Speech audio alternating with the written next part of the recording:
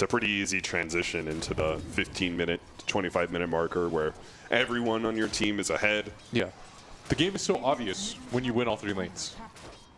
The game becomes a lot more clear. Like your moves don't have to be as rushed because you have that baseline of farm already.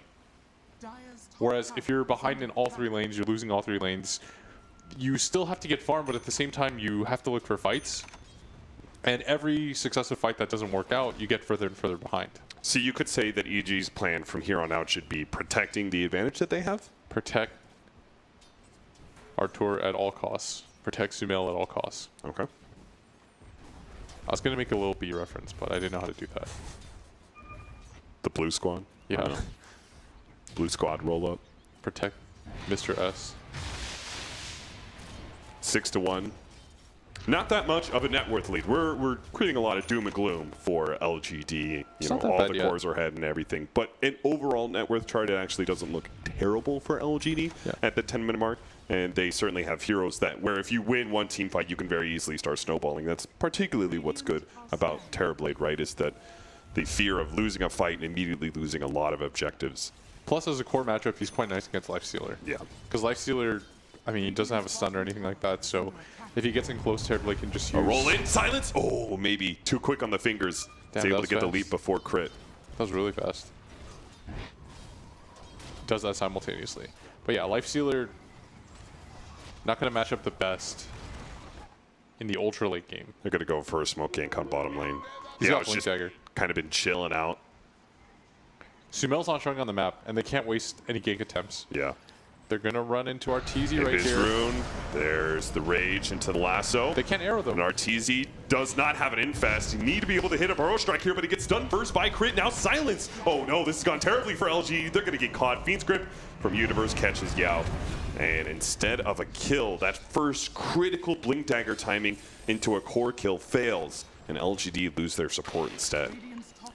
And the problem right there was that the Batrider was invis, but the Mirana wasn't. She was smoked up.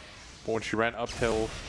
Long jump up to top lane, Sumail. He knows that there are plenty of heroes in the bottom lane that we're showing. Nobody's here to be able to protect QQQ. He's hoping to be able to create some space, but instead just ends up feeding away.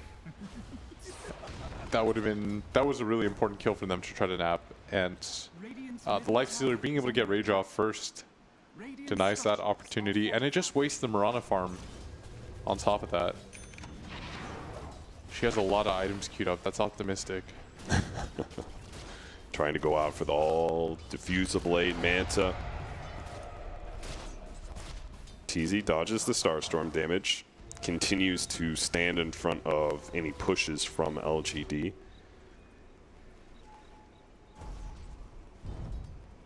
And right now, Bane set up near this bottom area. No Fiend's Grip and nobody near him. Oh, Yao can get a double stun here. He's going to be able to get the double burrow into the arrow, but he's going to be blocked by Arteezy with the rage. So good play there from Arteezy, saving his support, and we'll be able to get a counter kill from Yao.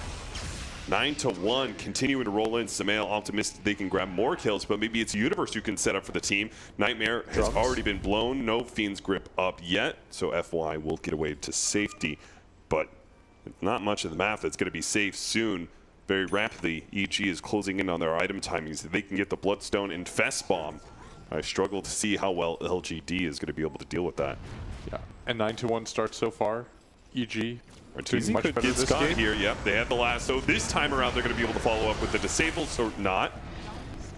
Cold Embrace. Oh no. Now the Winter's Curse. Arteezy's going to be able to live through this potentially. He's got the movement speed with the phase boots to run himself away from LGD quite easily. LGD bungling all of their Lifestealer attempts at Fiend's Grip. Universe onto the Sand King with a silence. Again? They might be able to get that kill. Again, these arrows just not working out for LGD. FY maybe going to get caught. Crit does roll on top of him, and it's just enough slow to prevent FY from landing on the other side of the cliff as Firefly wears out. Asleep. An extra kill here. QQQ. Gobbled up by Arteezy. That was supposed to be yet another free kill on the Lifestealer. And instead, LGD, wait, what's going on here? Are they really going to try and fight this one? There's so many heroes of EG here, but they're going to try and get the low HP ones. First crit is going to go down to the Nukes maybe, and Arteezy is going to be forced to go for a Rage TP out, which is successful. Yeah, they're going to reset here. And some things you want to highlight in that fight is as the Sand King was coming in from the right, Universe spots that coming in. He knows that Arteezy's rage is going to fade, so he sleeps the Sand King. Then they make the counter turn around. Arteezy then, for the second time in this game, blocks the arrow, runs in with the rage. They manage to pick up kills themselves. Nice rebuttal kill on that Earth Spirit, but definitely not what they wanted to get out of that. And LGD, they just can't catch any breaks. We saw the Firefly run out at the last possible second. Could have likely ran away if that doesn't happen. He was at the very edge of the lip. A Winter's Curse setting things up. Crit's gonna roll in with Lifestealer inside. Ame's not gonna be able to get off Rush. Oh, he almost did actually. No Sunder for him, and now they're gonna make their move onto this Jakiro, who's here to try to back him up. FY also down here, but he's just gonna fast blink out. Universe is, man. Phase boots drums. 400 move speed. Yeah.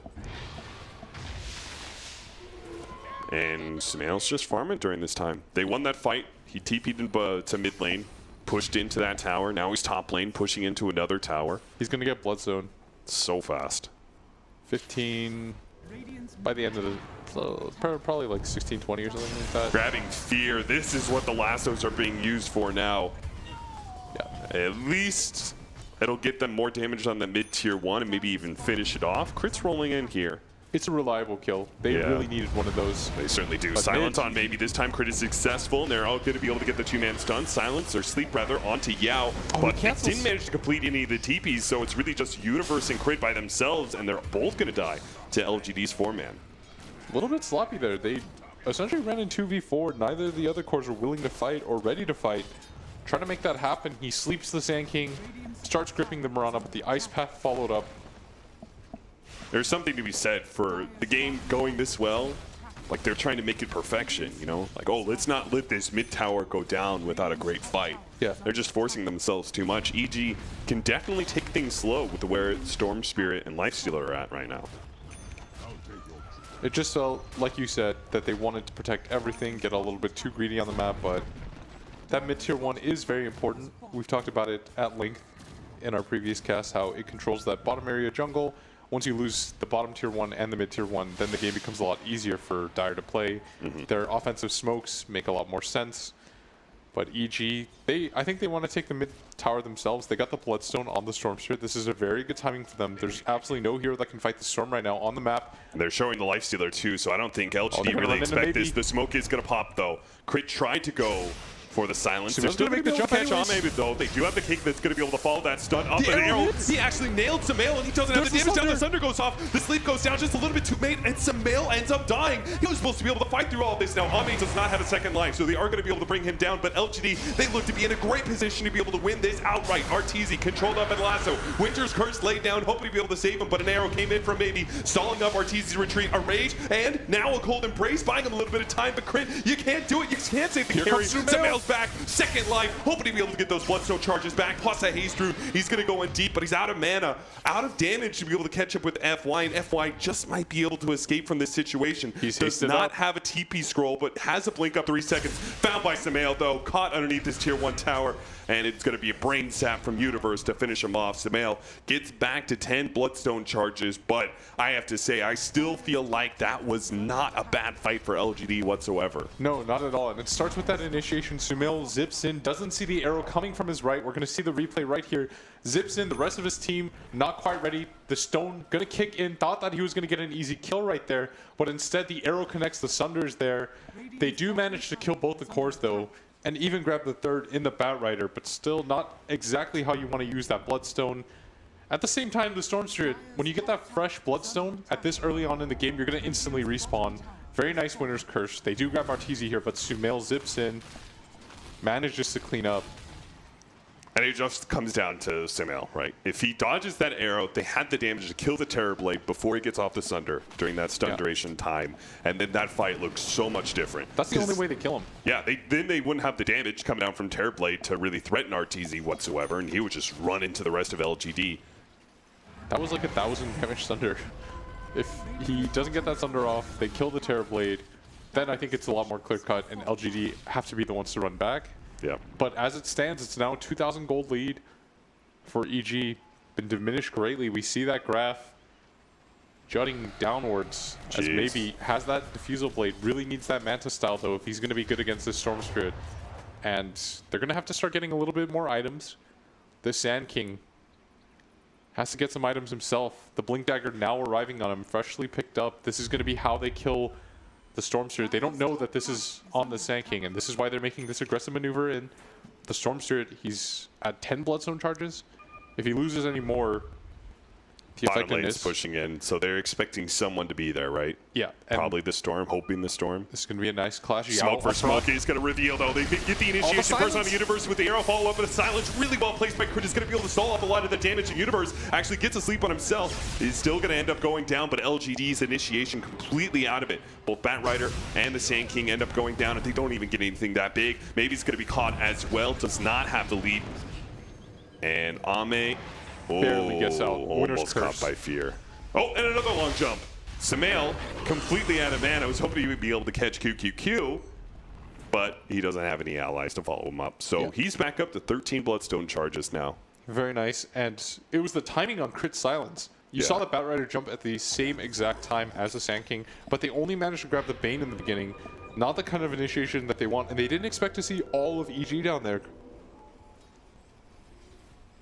But all of a sudden, they gain another 1,000 gold. They didn't kill the Terrorblade this time, though. And that's going to be important for his progression. As we see in the replay, the first jump on the Bane, the silence timing. So huge. Do you think that EG had a good idea of LGD making that rotation? Oh, for sure. They had the ward on top of the cliff. And that in turn makes sense why they would have Universe as the guy kind of leading the charge, because he's the tankiest. He's down to take all the damage and the initiation. Definitely knew that was coming. That was not. Oh, yeah. Don't know how that happened, but just popped his ulti, saw EG running in, but unable to grab anybody, and that's a big team fight ability for them. I think that's the first time that he's tried that epicenter. It whiffs. And should EG just go and take an objective that it's down? I think so. I'm not sure what the easiest one though is. I don't think they want to play the footsie game with Batrider, for example, around that Roshan pit. Yeah, Rosh sounds hard when you don't have any... Especially against Bat, but it looks like they want to try anyways. They don't have any clear minus armor. No, they can grab this somewhat quickly though. Like, Lifestealer hits pretty hard.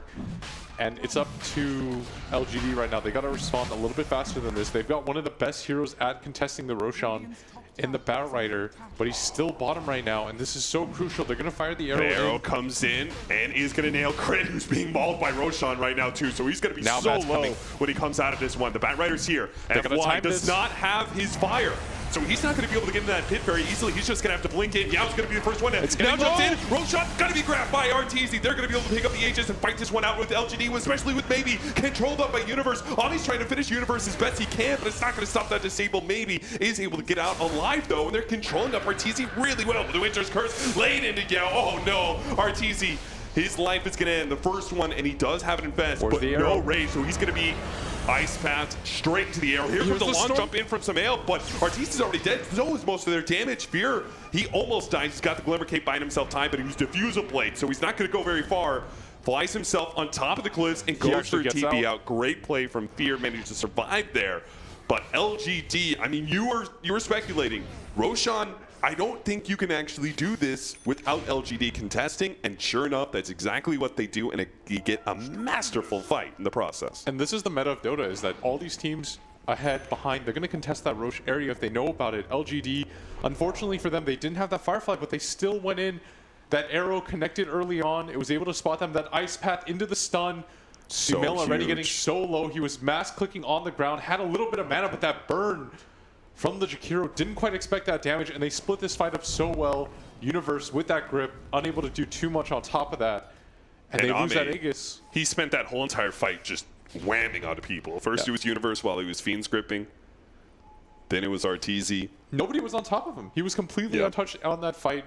Very good timing by them. Sumail zips in, thinking that there's still a fight to be had, and that's got to be a frustrating one for EG. Absolutely, and a bit of redemption for LGD, who early part of their game did not go so well. All right. Well, that's just going to happen. Can't go for that ward. Yeah. Nobody near him. Mirana showing at bottom. A little bit greedy. Very greedy. Now Batrider kept. Looks like he's going for the Aghanims. Everyone's starting to get slotted up. That Terrorblade, they did such a good job. Remember how far behind he was. He had a TP back at level 2 out of his lane, got dove a few times. Now he's got a Manta style. And this is the point where this matchup starts to become a little bit scary for this Lifestealer. I mean, it's funny, our timing was looking like for the Storm Spirit, he was going to have Orchid well before Terrorblade or Mirana had Manta. But now it's looking like we've already got the Manta on the Terrorblade, and it looks like maybe he's going to be able to pick one up pretty well in time with the Orchid pickup from Sumail. So it's not even like we're going to be able to get a wide window for Sumail to be able to work his magic in the solo pickoffs. They've got the items to counter the silence. And that's really annoying for Storm players, is you get this Orchid, then everyone, you kind of have to, because it also just increases your DPS, the mana regen that it gives you. But you grab it, then everyone has a Manta, and your first jump that we always talk about being so important on heroes like Storm, when you first zip in, you Orchid somebody, you're already out of half your mana, you've used your disable, somebody just Mantas out.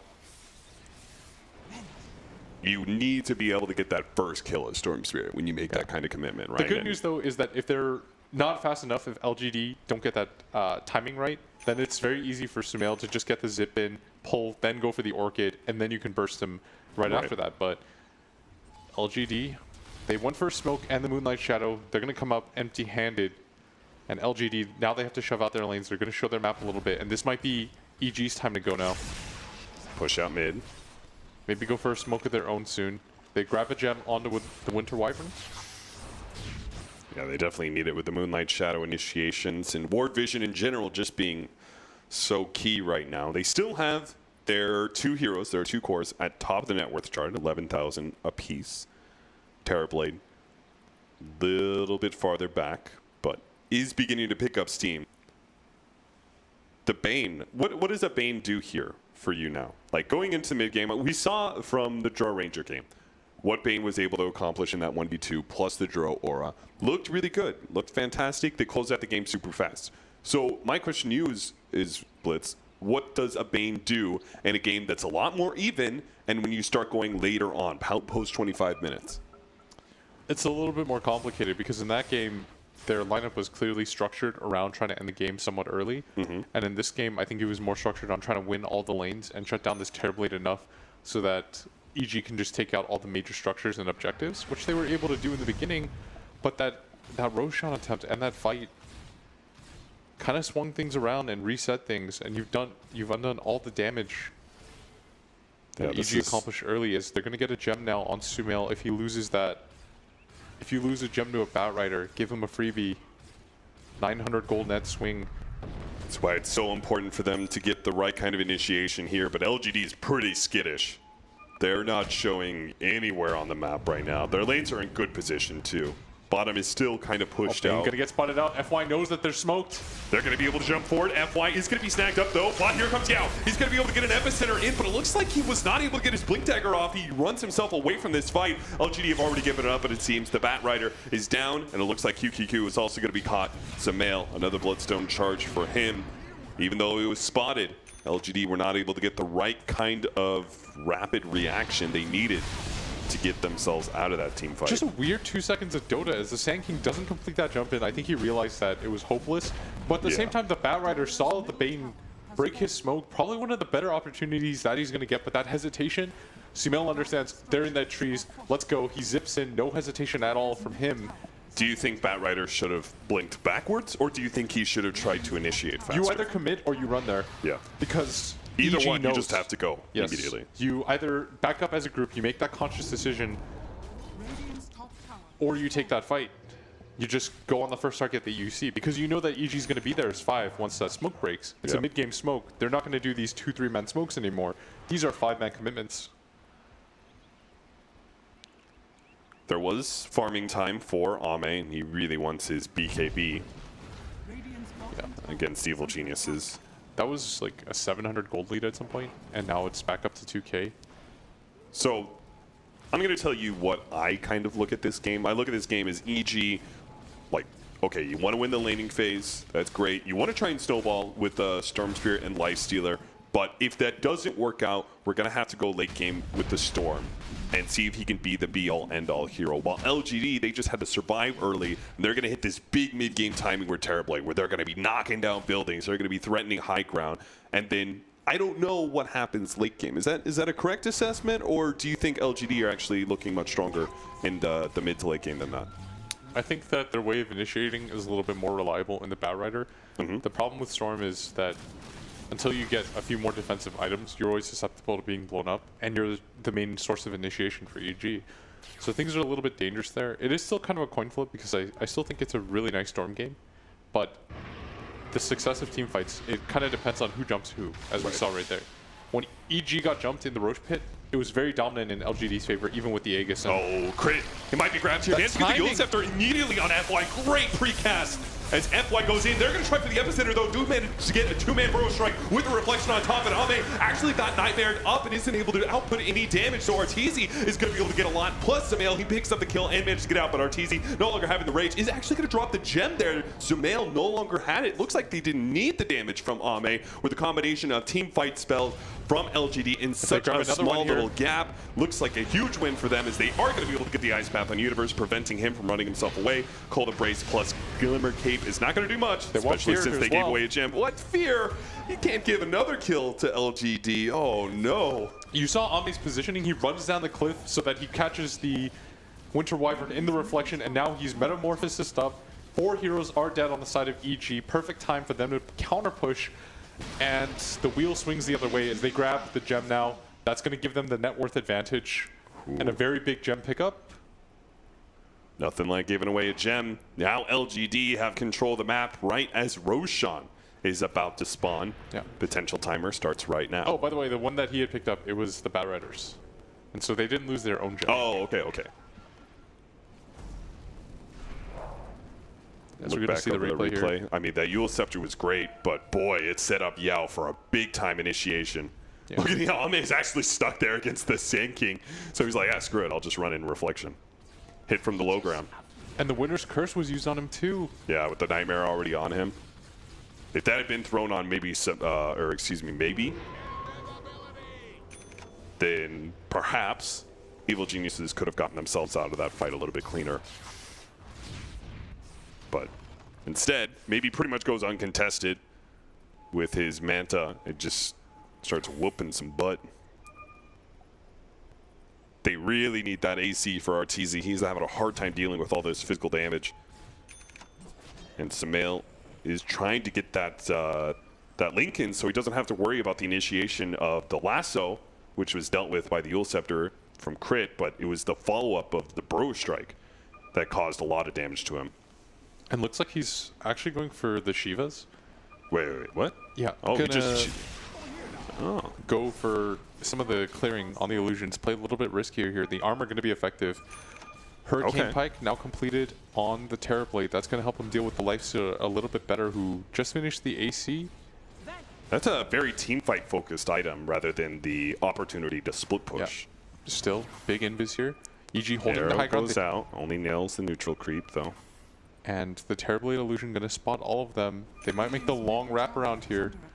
They're trying to get some vision off. Seems like once again LGD have that big vision initiation advantage. Stun's on cooldown though on Sand King. Maybe he's going to be running into EG here. This is super awkward. FY's going to make his jump. Doesn't manage to grab the Storm Spirit, but maybe lines up for the arrow. Actually going to be pulled out of the way, so Sumail is not hit by that one. Arteezy turns on FY. Sumail comes in, manages to finish him up. Here comes Yao. He's going for the epicenter. A big one perhaps. Potentially on the Storm Spirit, holds off. Tries to go for the blink now. Gets him. Nails a bolt. A big play as Ame comes in. Manages to get the physical damage onto Arteezy, and he's out of here. He's got to get an infest. Perhaps on a crit. He's going to roll himself away. They lost Sumail, so they can't take this fight anymore. They're going to have to look to defend their tier 3. And a lot of hesitation from Yao does end up paying off, but at the same time, LGD largely fighting 4v5 there, but they do have 2 gems. That's going to be the big pickup. Well worth the death on either of the heroes that they lost. Boy, that Yule Scepter, I don't know if like Jikiro made the call that he was going to Yules, and so that's why Yao didn't jump right away. But there was definitely a little bit of... it felt like it was going to be a kind of dysfunctional fight if Yao tried to Burrow Strike right away. Yeah. They were trying to drag things further to the cliff on the right because they knew there was no vision up there with the gem. And so he was trying to set up for that free epicenter, but that fight was still really awkward for both sides. And now EG going to play very decisively here, try to get that Roshan fight. I mean, has EG had a team fight that wasn't awkward? Yeah. This could be just another one where they're caught inside the Roshan pit. And the arrow nails Sumail. Okay, Yao. You don't have Epicenter, so you don't have that big damage, but you can still follow up with the Burrow Strike. He's going to be able to get it on too. Pop out, Yao. He's almost going to die immediately, but they managed to get the control. Nightmare onto FY, so he's not going to be able to drag the Arteezy away. Universe almost going down. Samil actually getting gobbled up by maybe. He just do too much damage with the Diffuser Blade, and now Arteezy is left alone against Ame. That's never a place he wants to be. Trying to route Sunder. Ame gets it off onto Fear, bringing him low with the Ice Path, catching both the supports. LGD clean it up, baby. 5-0 inside of a Roshan. Pit a Roshan. That is just the cherry on top for LGD to pick. And a very, very easy one for LGD is that Roshan fight once again. LGD, their lineup is so good around fighting around that small corridor. They just funnel EG one by one. They were trying to go for that Roshan attempt, played decisively. They felt like they could have taken it very quickly, but LGD proving otherwise. Their lineup is so good at taking that fight. That engagement with the Bat Rider and the Sand King, they're never going to get better initiations than that. Yao just walked in, stunned 2 people with no issues. Sumail going to make the long zip, try to clear the creep wave. Is going to be successful. Yeah, baby almost died from that one. Yeah, and with Arteezy spawning in 20, they might only be able to grab the tower here. Depends. Ooh. They still have the meta up. I mean, they have cheese and Aegis. I'm down for them to just keep going. The lead forward, and finally backdoor protection will drop. There's the jump in, managed to finish off the Aegis. Crit's gonna have to give up his life for that one. Nightmare does find a little bit of time with the Winter's Curse on Yao. Ame kills his own ally, now gonna be caught by the Fiends group. None of LGD can actually stop that one, so maybe they can kill it, but Crit, he's having a hard time with the illusions. He has to roll away, but not gonna be able to do so. The cheese goes off from Ame. EG just don't focus the right hero down, and now Ame, big bad and in charge, will challenge Arteezy to a duel, and Arteezy, he's gonna wilt under pressure. He has to jump inside a creep, infest himself away, and leave his racks to die. LGD winning, what, 5 engagements in a row or something crazy. LGD's just looking to be able to close out this game immediately. Go for the second lane of racks. Why the hell not? They are feeling so confident right now. 30 seconds left on that Storm before he's alive. And LGD, with that Aegis and cheese, you were right. A little bit too strong for EG. That Mirana does so much damage, and the Terror Blade isn't easy to catch either. And at this point, EG, not a whole lot of options. The initiation isn't quite there for them. The damage isn't there for them. We talked about how, yes, the Terror Blade is going to struggle early, but he is a very good hero against that Lifestealer. It's not easy for Lifestealer to jump on this Terror Blade. This Terror Blade doesn't really fear anything at this point. He has that Force Staff, he's got a Hurricane Pike, Mantis Style. Arteezy doesn't even know which one to target. Yeah, now he's got a Linken's too. So say goodbye to any hope of being able to get a single targeting silence on him. Yeah, and if you just think about the range and how he's going to have to fight that, if the Storm immediately goes in, he's going to have to commit both of his disables just to try to lock down that TB. Yeah. Probably not going to be enough either. And maybe he's got a Linken's on himself too. Completing up what looks like a Bloodthorn next. That's going to be the counter for the Storm. On top of what they already have. Even though the Bat Rider has suffered, everyone else starting to slot up heavily on LGD. He could use a refresh on his diffusal here. Yeah. It felt like Cap like 2 minutes ago. I know it was longer than that, but it felt like 2 minutes ago Ichi was rocking this 2K gold lead. Yeah. And now it's 13K the other way. EG, they have just been put into the dumpster by LGD for the last 10 minutes. Yeah, it's been all LGD. The team fights just being dictated by them time and time again. Now there's an Aghanim Scepter on this Bat Rider. And this decision, Cap, is based on the fact that if he jumps one, he's assuming that the Lifestealer, when he infests out, is always going to be next to somebody. They're smoked up. They want to try to play for the win right now. They're already pushing in. They're waiting for somebody from EG to defend. Warts out by the Sand King Yao. They can get deep into the base where EG probably just won't have the positioning available. He's going to start beating onto that tier 3. Who's going to jump forward? It's going to be Crit. Just a stun, rolling himself back. Now Sumail tries to follow that one up, managed to dodge back. FY unable to be able to get the lasso out, but doesn't waste it. He's still got it. Sumail actually out of mana now. The Thunder goes down. Winter's Curse though onto Baby. Oh no, Baby drops so low. The Epicenter is going to be wasted off this one. He's still edging on a 3-man Burrow Strike. Arteezy, he's going to go for wants to be able to take this disable out, but what about Ame? He's throwing out all the damage, and EG can't stand up to it. He's beating down hero after hero, and Sumail doesn't have the mana to do the same. In fact, he's out of mana, caught by the Ice Path, and Ame will bring him down. He challenges Idiot all comers to this fight, but it looks like maybe they'll finally bring enough magic damage. But maybe it's come back. Maybe they can actually win this fight entirely, close out this game, because there's 2 cores that are down from EG with no buyback, and EG do not have the damage from their supports to finish off Ame. He will take down the tier 4s. He'll go into the fountain if he wants to. He can do anything in this goddamn game. He feels like it, because LGD rocked the game 2 and closed out this series. A very scrappy game number 2 as EG led for the majority of it. LGD had a very rough laning phase. They lost all 3 lanes. You can say that with some confidence, but the team fights were there around the Roche pit every time.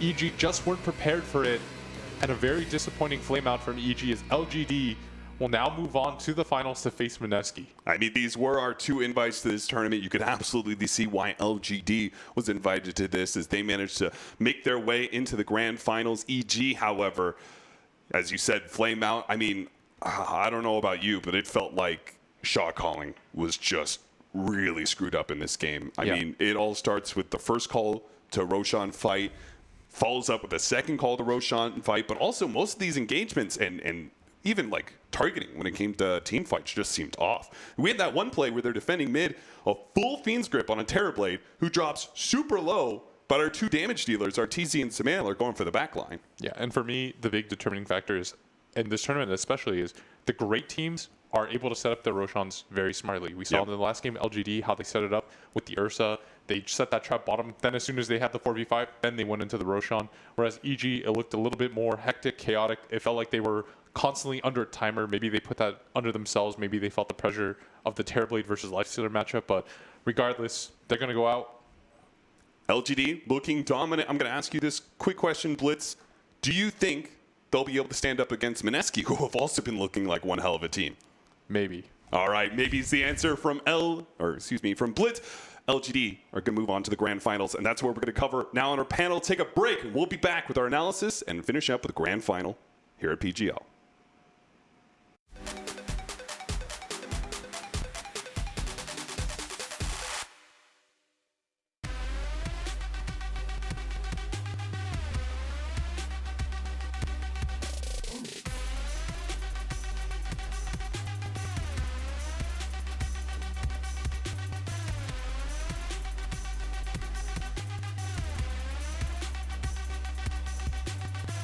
Get the alpha, be the alpha.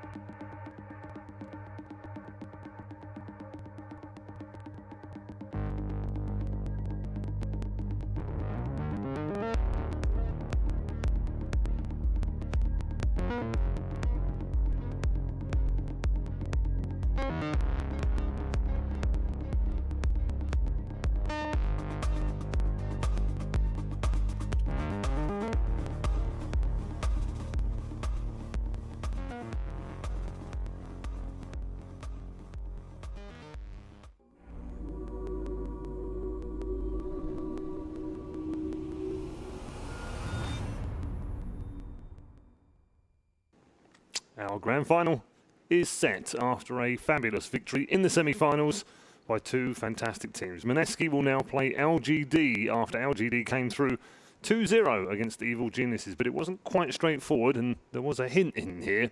I'm going to say the word, but you know what I mean. It wasn't quite the way we thought this was going to go early game, Fogged. No, EG looked pretty dominant in all three lanes. They really pressured Ame on the Terror Blade, but except for Maybe. Maybe was the only one who seemed to be having like a really good game. He still died. He did still die. By the two supports as well. That was pretty impressive by the Earth Spirit and Winter Wyvern in the early game. But at one point I see all three of LGD farming the jungle, and that's when it's like, oh man. It's like pre-10 minutes and they're all jungling. They were really under the pressure, but at some point they just kind of ramped it up, and they caught back up. Ame ended up being one of the top net worths after quite a while.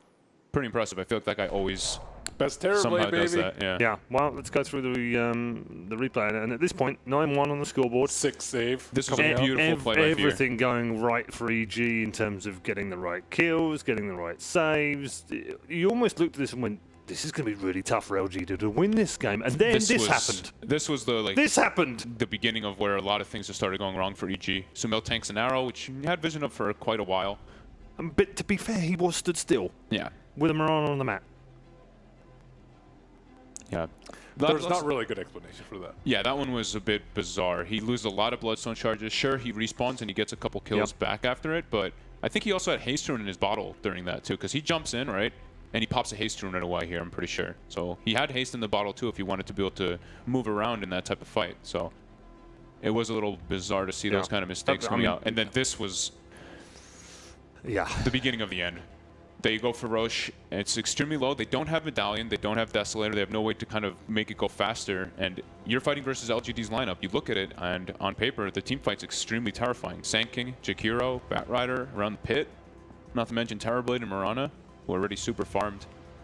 And because it was in such a panic, they actually have the Aegis on Arteezy here. It doesn't really matter that he survives into the Aegis, right? If they had it on the Storm, actually, which would have been much more useful, they probably could have done a lot more. But he died immediately after. He had like 15-second respawn, so he wasn't going to buy back. But like, we've seen so many teams fail around the Roche pit, and all these heroes are like excellent around the Roche pit. Earth Spirit, Twinhead, in particular, Jakiro has been destroying people in the pit. It really has been. And the one where he respawned, he used Rage right before the Aegis usage as well. And then this fight, this one was awkward from both sides. Ame gets isolated by his own illusion on the low ground, so he actually couldn't get into the fight. But they actually didn't even need Terrorblade there. Maybe, or Somnus on the Marana just dishing out so much damage at this point. I think Fear gets caught out in this fight as well, doesn't Yeah, he? he buys bought back too. and dies, yeah. Trying to save him, and then he gets picked off from the Terrorblade, Metamorphosis plus Diffusal, and Marana just beating into him. Yep. Very liberal with the Diffusal. And then again, might need to get toned down. Here's another full stun.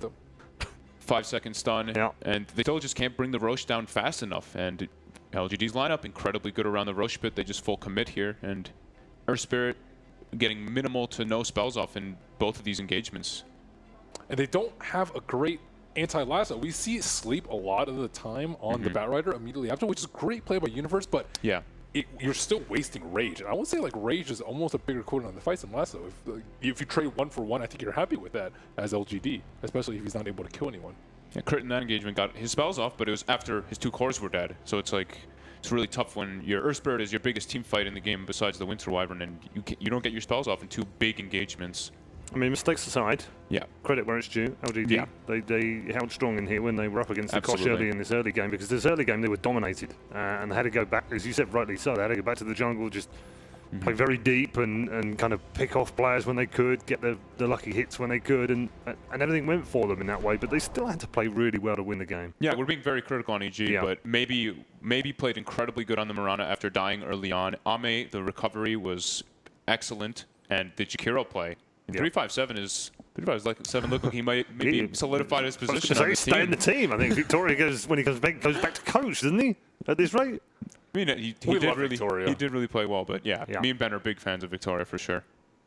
Fantastic, and a great way to go through. We'll take a look at the scoreboard. Obviously, dish out the final MVP of this particular semi-finals, and as you can see, that's probably one of the more lopsided graphs we've seen, I think, at the entire tournament, in the sense that one team was well ahead and then fell off the cliff at the end.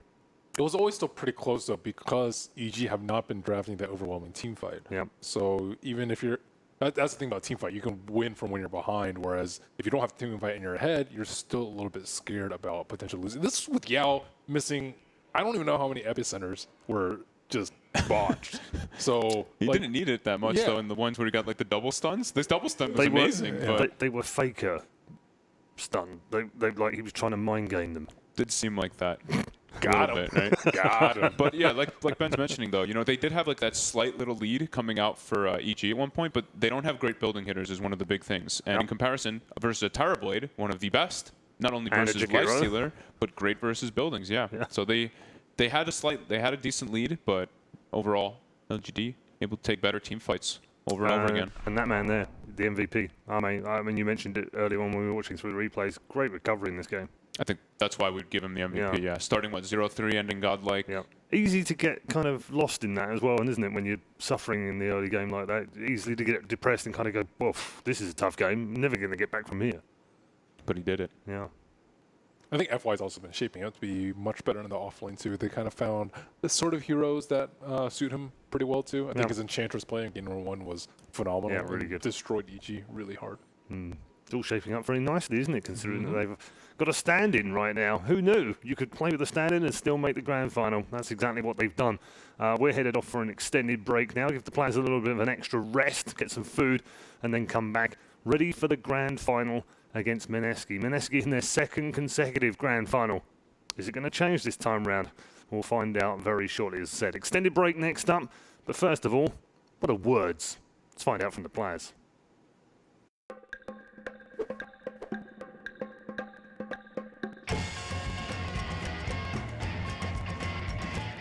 Hello, maybe. I don't know, I use it a lot. You see people every day, you say hello, so I guess hello. Eat, let's eat. That's the most satisfying word that I stay in LA. That time is my favorite. My favorite word? I don't know, I don't have one. Word. I never thought about my favorite word, but I don't know, pizza came to mind, for example, exercise, workout. My favorite word? Impervious. Why is that? I like the way it sounds and it means like unbreakable. Next matchup, Mineski versus LGD Gaming.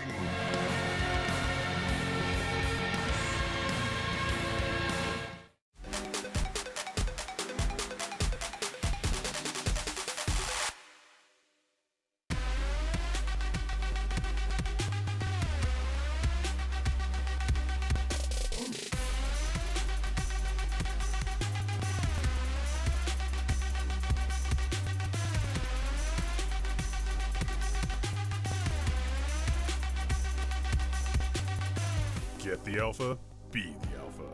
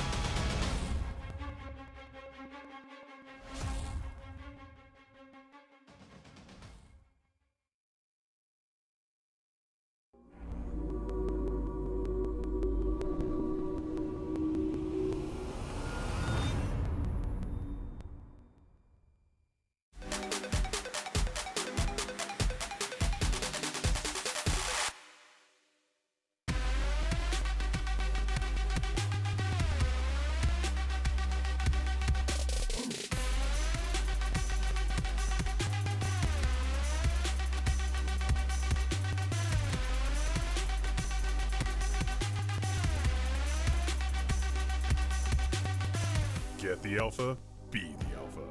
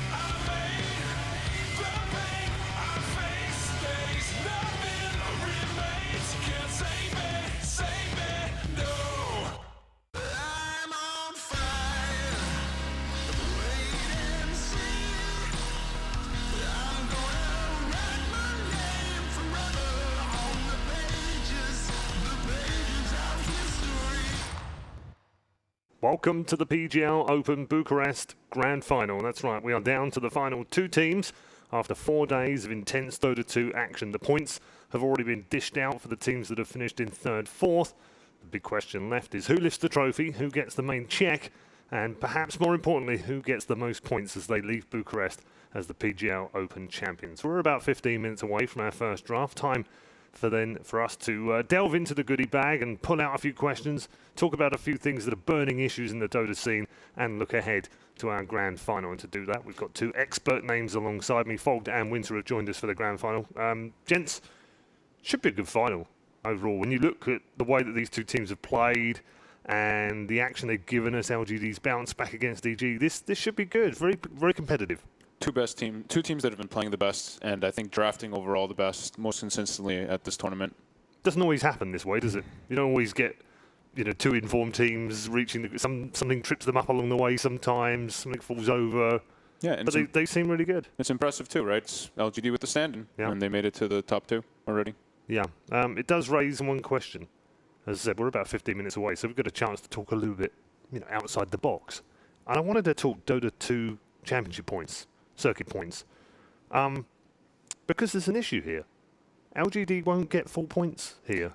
Yeah, we talked about this. Seems a bit mean to me. I get why, because obviously they're using a stand-in who's not registered for them, but he's the coach. It's not like they've gone out and stolen a player from someone else, and that's why they haven't got. Because he gets points, by the way. He gets half points, so he's sitting there as an unregistered player with some points, which in theory means a team who don't have any points can go and nick him and they'll have points. Not that they would do that at this stage, but seriously. It does seem a bit mean, though. You get penalised for using a coach. Surely the coaches should be registered, shouldn't they? That's what I had thought. It's a good point, though. Yeah. Seems reasonable, why wouldn't the doesn't it? coach be registered? And with the new rule that the coach is allowed to be a part of in the draft phase. Exactly. That's what I was. I mean, they are the before. 6th person. I hate saying 6th man because it's not always man, but 6th person in the team. Therefore, are part of the team unit. Therefore, who else do they get? Short notice to stand in for illnesses, force majeure, family issue, whatever it might be. You're going to need someone to stand in, aren't you? And it's a coach. It's part of the roster now. Technically at that point, and it's also like Victoria had a very glaring issue, right? He's very sick, so it's genuine. Yeah, maybe it's something we can take to Valve. Maybe they can make an alteration to that rule and allow the coach to be registered or something. You used to be able to register a 6-man. Yeah. But they changed it.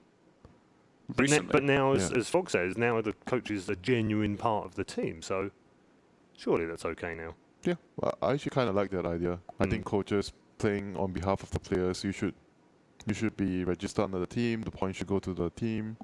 Why not? Because now he has these empty points, right? Like you were saying. Well, he has 15 points from the semi, because he got 15 from the 30, but he'll now get more for being in the grand final. So, he's got points, and then all of his teammates, unfortunately, because they only get 4 score. It's the best 3 of the team, but they also get a reduced amount of points as well. He can be like, I'm the only coach with points. Look at me. I go to TI. You make a new team before TI, try to recruit the coaches that have points. Play for me, points. Points for coaches. There's a hashtag in there somewhere. Yeah, it's very interesting also on the points. Obviously, Mineski leave here, and they will be top. That's a good start, isn't it, after 2 minors? Yeah. Might not be next week. Might not be next week because the major is worth quite a lot more, but I think that's a lot of people probably looked at Mineski and they were like, you know, these guys have, you know, they have Daryl, they have Ice, they have Mushi, they have these big star players, but I don't think people were really expecting them to come out this strong right away. Okay. One of the other issues that's burning around the Dota fringes right now in terms of discussion is the best player of all time, which we brought up on Twitter a couple of days ago. There was a lot of people in there with various different views. I just wonder what your take was on it, in the sense that it's difficult to measure players against different eras of players, isn't it? A Dendi from TI1, for instance, against a Kuroki from TI7. It's very difficult, actually, to kind of measure their impact and their success. How do you go about saying who's the greatest player of all time? Is it like based off role as well? Because you could argue that it could be like Fly. I mean, this was just an multiple open major champion. Yep. We have like TI winners and everything. I think it's a really hard question to answer personally. Skill-wise, I would say probably Miracle. Yeah. Skill-wise. Personal skill. Yeah. Because he's the latest of the batch as well, I guess. Yeah. Yeah. And Dota has changed so much that... But that's part of the problem, though, isn't it? Until you, how do you measure what Dota was like 5 years ago, 7 years ago, compared to how it is now? But I think the Miracle right now, and compared to maybe an TI2 who was the best player, maybe like best mid Dendi, Mushi, but I think Miracle is definitely higher skilled compared to during that time, like in the same era. Okay. I think he has a higher ceiling. Let me throw it this way then. If you throw Miracle against Dendi in mid in 2012, who wins? Do you know what I mean? It's like, if you throw Dendi in now against Miracle in mid, sure, okay, fine, Miracle wins, right? Because it's his era now. I just thought I'd get your views, because I think it's a really interesting subject, and it's a very passionate one, because obviously I think older fans will tend to lean more towards the puppies, the Dendis, fears of this world, whereas the newer fans, I'm not saying that they're worse or bad or anything else, but just that the newer fans that are big now, will probably lean more towards Miracle, Kuroki, that kind of thing. So we're living in the present, though, not the past. Yeah. So I would always look to what's happening right now. I mean, not to say that what they have achieved in the past is not meaningful. It's still a big achievement what they have done in the past. But Dota right now, we are moving forward. We're not going backward. We're always looking in front. Who's the greatest player now? The young players that are coming up. We look at that. Okay, seems like a good point to move on to our final then, because the teams are just getting themselves ready, warming up, ready for the first draft. So let's check in with our first team of the grand final.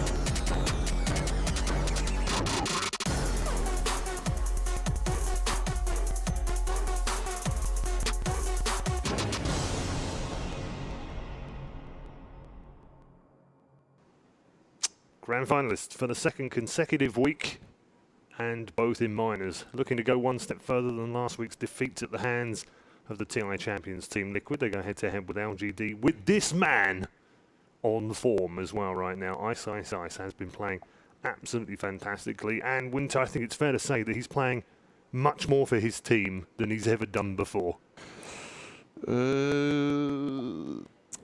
Have you seen anything different today? Has the old Daryl started to sneak back in? Because seriously, in the group stage, it seemed like he was playing very much for his team. Yeah, I think I guess you're right. In general, like there are still games that he's really, really selfish. He wants to get the Midas and doesn't want to buy a Blink. But I think overall, in general, he's playing around with his team more because he has a better team around him right now compared to Faceless. He has teammates that he can trust more, can count on more. Mushi is carrying sometimes, Nana is carrying, sometimes Jeps is playing really well. Mike can also carry the team. He's not the only one that has to step up. Yeah.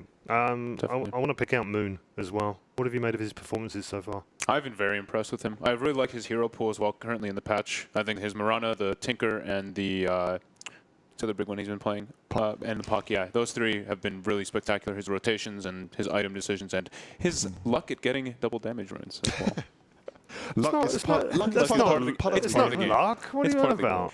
It's it is and it isn't, because he's actually very smart too. We've seen Bottle kind of been falling off a lot of the mid laners, but he buys Bottle like every single game, and he always looks for those runes. Even later on in the stages of the game, he always goes and checks that. So I've been very impressed by Nana for sure. I mean, there's been a couple of fights where he's been involved where that DD's come in really handy and has turned a fight, hasn't it? So Haze as well. It's not only just the DDs. It's not just the DDs, yeah. It's runes in general on him.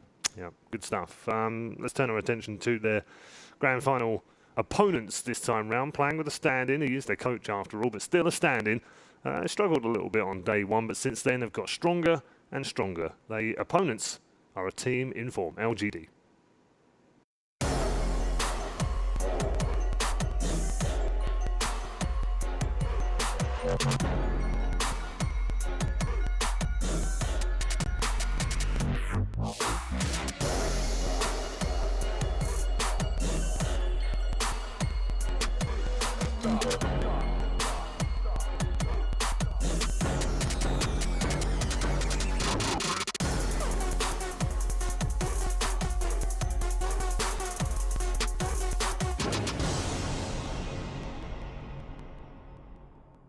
Invited to the tournament as one of the two teams invited in, and they've made their way through and justified that invitation by reaching the grand final. It's a great start to the season, the brand new season for LGD. First opportunity to grab some points, and that's exactly what they've done. Found themselves in the grand final with a shot at the title, and some would say, largely down to that man on your screen right now. Ame has had a great tournament. They progressed so much. Me and Winter were talking just outside before, and we're like, the game when we saw them versus Infamous, and they almost lost their first opening game pretty handedly, and then they just came back. That first 20 minutes was awful. Yeah, they've definitely looked to improve so much. 357 looking a lot more comfortable on this team. That's like a mark of a good team. They improve throughout the tournament. They fix issues. I mean, they have a stand-in, but still, he's drafting for them. He knows the team well. And the two cores, I'm really impressed by two of the cores, Ame and Somnus, maybe. Yeah. Both of them have been like doing a lot of work in their games. If you give them a good start, they're going to snowball and do a lot for their team. Do you feel like this man on screen has improved in his role and his adaptation, and maybe he's got slightly better heroes to choose from now? He still has like a very limited selection of heroes, though. Not very broad, but he definitely fits in with the team much better compared to on the first day. He got better, but still, so I think average. Still a question mark there, yeah, isn't because there? he's switching roles. You can't. It's very difficult to get into the roles in a quick time. The Enchantress Orc group is pretty good, though. Yeah, it was pretty good. It suits him. I think you want to give him like a lane-dominating hero, like for two heroes that maybe there are three heroes that I would give him: Ench, Underlord, and Batrider. Those are the three heroes I would give him. Okay, be interesting to see what they do. We'll turn our attention towards the draft relatively shortly, but in terms of hero pools, I did want to discuss the two because it's very interesting when you look at them. Well, there are so many that are shared in here, and I think we might see a few common bands, but also just the depth at which both teams have played. 26 for LGD, 29 different heroes played by Mineski so far. The key difference is that only one hero has been played more than twice by LGD this tournament, and that's Winter Wyvern. Whereas on the other side, they've picked Mirana 7 times. And we already know LGD play that, so that's going to be a competitive hero. Whether it's banned, whether it's picked, it's going to be featured in almost every game, you'd imagine. Yeah, I think that one and the Earth Spirit are the two ones that I was looking out for in this game. Yeah, probably. Maybe the Puck. I think Puck might pop up in this matchup. It's a good replacement for the Mirana. What do you think about Silencer? Silencer. Yeah, that's one of the other ones that's been. Okay, for LGD, I think their favorite position 5 would be the Wyvern and the Jakiro. These are the two more likely ones for LGD. I think for Mineski, it's a bit more open. Silencer has been picked a few times in their recent games, but I think it might actually be matchup specific. They were playing against MVP. MVP likes to fight, so they want a global against that. Maybe against LGD, they might change things, but still, it's a very good and solid position 5 hero. Yeah, they've played Silencer 4 times out of the 8 matches so far. Clockwork 4, Earthshaker 4, Mirana 7. They're their top 4 that they've played more than 4 times. So grouping those together quite well. And in terms of bans, they've banned the Wisp 7 times. It seems relatively straightforward that They're gonna not. be They don't no. play it, and they don't like playing against it. And also, the Brood has been banned 5 times, and they've been brooded as well. LGD doesn't. Does LGD play the Brood? I guess they could, but it's not super common. I don't think so, right? I don't think there'll be a Brood from LGD. If you see a Spider, it's going to be on Mineski. Yeah. And what about IO? I don't think any. I don't of think the- Yeah, either. but don't buy that. So in other words, what I'm saying is that they have 2 of their go-to bans, which they don't have to worry about necessarily in this game. Does that give them a slight advantage, do you think?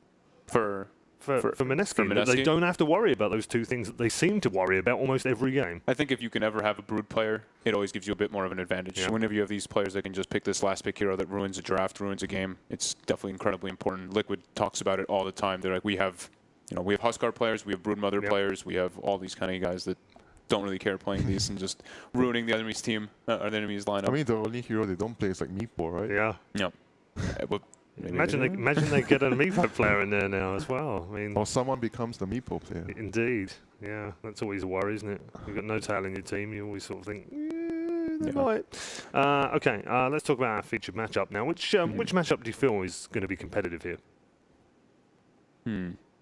we has to be. I feel like it has to be a core matchup. Mid lane. I think mid lane is very, very important for both of the teams. They have a very similar matchup, hero that they want on the mid lane, the Mirana, which is highly contested. They both play Ember. That's why I think the Puck might actually pop up, because these 2 heroes you might have only one available and the other team has to resort into something else. So we might see a replacement in terms of the Puck, or Puck could be snatched up right away. No. Yeah, it's going to be a very competitive lane, isn't it? Why are these 2 so important to their teams? I think they're a little bit different, though. I think Moon's more selfless than maybe. Maybe he's more of like that hard carry mid laner that we still see coming out. While Moon, even though he's playing these Miranas and these hard carries, I see him ganking a lot more often. He's like, oh, I get a rune. I'm level 6. I'm going to go gank the safe lane. While maybe he's like, I'm going to get a rune, and I'm going to play more conservatively, get my items, and then maybe make for that play. Sometimes too much, though. I think that's also some of his weakness. Like he goes for too many kills. Like he goes for like kills that doesn't mean anything. He goes for like a support kill, and he runs in, and he has a very good chance of dying, and he takes those risks because he's so aggressive. That is also I find sometimes really bad for his team, because he's giving away a lot of experience and goal. Yeah, he does go very deep sometimes, doesn't he, on a map, especially it's in the early game. It's a bad habit, because you tend to play so aggressive, and it happens. Okay. In terms of other areas, they've both got. I was going to say their warding. I've actually been looking at a couple of the replays of both these teams, and I've been very impressed by their vision game. Ninja Boogie has been constantly sneaking in, getting these very aggressive wards during the game, and then on the other side, LGD in the middle of team fights, they've been placing these high ground vision wards, and it's like they completely crush the fight just because they get a cleaner initiation than the other team.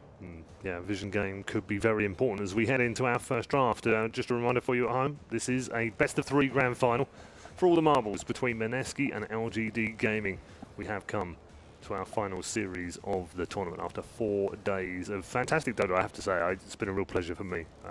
Always a joy to come and do Dodo events anyway, but I think I've been very lucky with some of the matches we've had this week, because they've been fantastic. I'm always happy when we get the 2 teams that have played the best in the finals. Exactly, That's because sometimes it doesn't, because of the way that the mix up with the bracket. Yeah, and sometimes you get one stuck in the groups and you think, yeah, I would have liked to have seen them. But I genuinely think we've got the best 2 teams in terms of the way that they've played this week. So the bans are rather different right now, like very targeted to their opponents. Mineski has been running this position for Earthshaker all the time.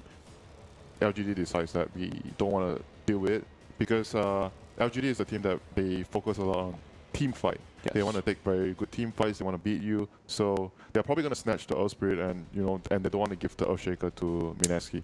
So we silencer on LGD. We said the silencer, yeah. And it's the second most pick for Mineski. So they kind of block pick that. It's a pick ban. I guess Earth Spirit Jakiro could be a good response here. You find a replacement for that team fighting position 5. And Earth Spirit is just like both teams kind of want the hero. And you wouldn't imagine LGD to grab like Wyvern Silencer, so you don't need to worry about the Wyvern unless you grab it yourself. But Earth Spirit for sure. Yeah. These are the ones that we talked about, right? The Earth Spirit Silencer, top 2. The other possible thing is Earth Spirit Puck here, if they don't want the Jakiro.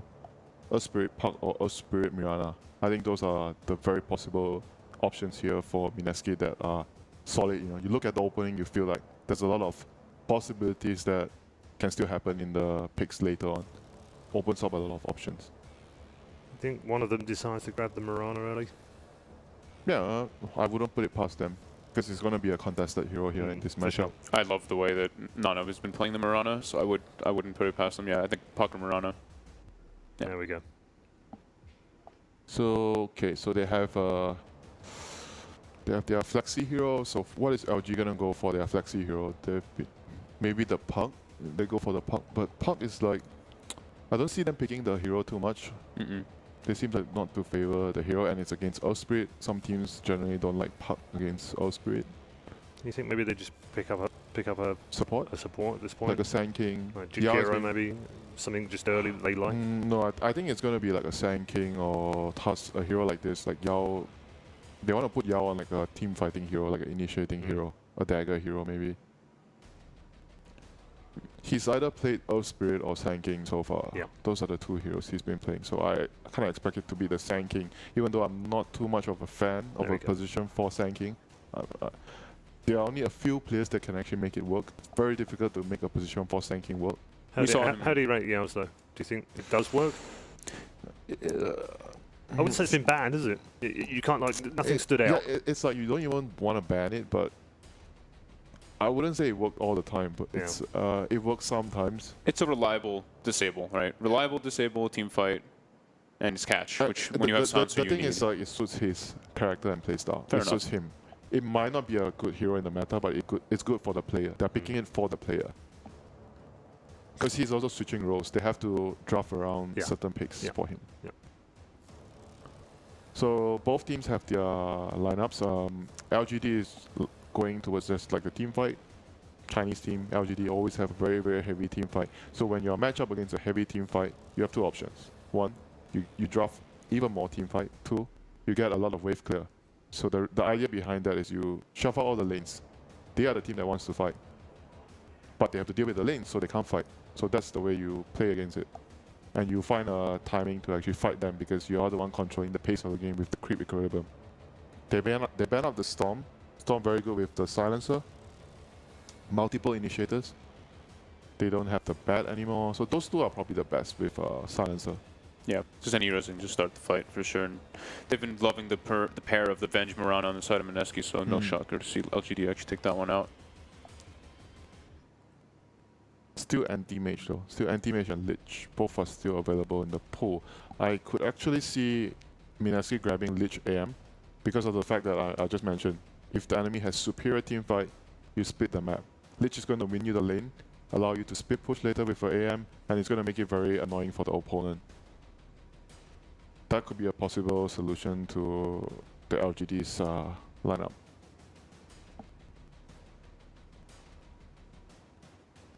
I think they're just looking to ban out like heroes that could actually just single-handedly win out the game. Yeah, they ban out the Arc Warden. Those two, Arc Warden and Storm, those are two heroes that can actually single-handedly win the game.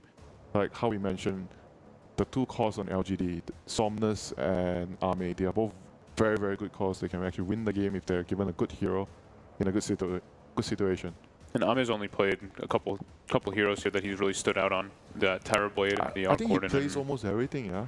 He plays Terrorblade, he plays AM, he plays Arc Warden. But he likes more of like these pushing heroes, like the ones that can really push like towers and take advantage because of the team. Because the team, yeah. And Somnus doesn't really play those heroes. He usually plays as, except for his Lash, but we won't see Lash. Like the balance is like they have a pushing carry, and then they have like a mid laner that's always going for kills. Yeah. One kills heroes, one kills buildings. And they ban out the partner. Sand King, I guess. Sand King is very scared to go up against the partner because of the ward. You think that's Ice's hero? Mineski? Yeah, I think he's the only one that plays the hero. I am quite sure of that. I've seen Mushi play the hero, but I don't think he will be very comfortable on that hero. So Monkey King is like a mix of both. Monkey King is team fight and wave clear. He has both. So depending on the situation of the game, he can do whichever they need. If they are strong to fight, he can join the fights with items. But if the game is not going well for them, they have the Monkey for the split push, the wave clear, and the Mirana. They have two heroes already. And I like that they have more catch with that. The Monkey King always gives you like multiple more disables. Earth Spirit, Mirana, Monkey King, they're already set out to have good team fight, good disables, and yeah. LGD goes for maybe Ember Spirit pretty early on too, since they already know the core matchup. Didn't we see like Arme play the hero like one game, like earlier? Did he go? He went the. Was that him who went the safe lane phase drum build? Yeah, I think so. Yeah, that was him. He did go face So from still a flexible pick for them. Sure. It could go both lanes. But like you said, it's another hero that pairs well with the silencer, right? That hero that can jump in, start the fights with the global. Yeah. And he can actually look for the Monkey King, right? You can like search for him in the trees. And his catch for his Marana because you can't leap out of the chains. So because they have Monkey King, I'm wondering if they're actually going to still go back for Puck and put Mushi on the Mirana. Because Puck and Monkey King is very, very good together, like the synergy. You call and you put the Wukong's command on top of that. Do you think they'll still go for something like Lich? Even though it's only shown magic damage on the side of LGD, it doesn't seem that likely. But it's good for the lane. Depends on what they want to put Mushi on. If they want to put Mushi on AM, they'll go for Lich. If they want to pick something else to go Jakiro, I think. Yeah, I think the Lich.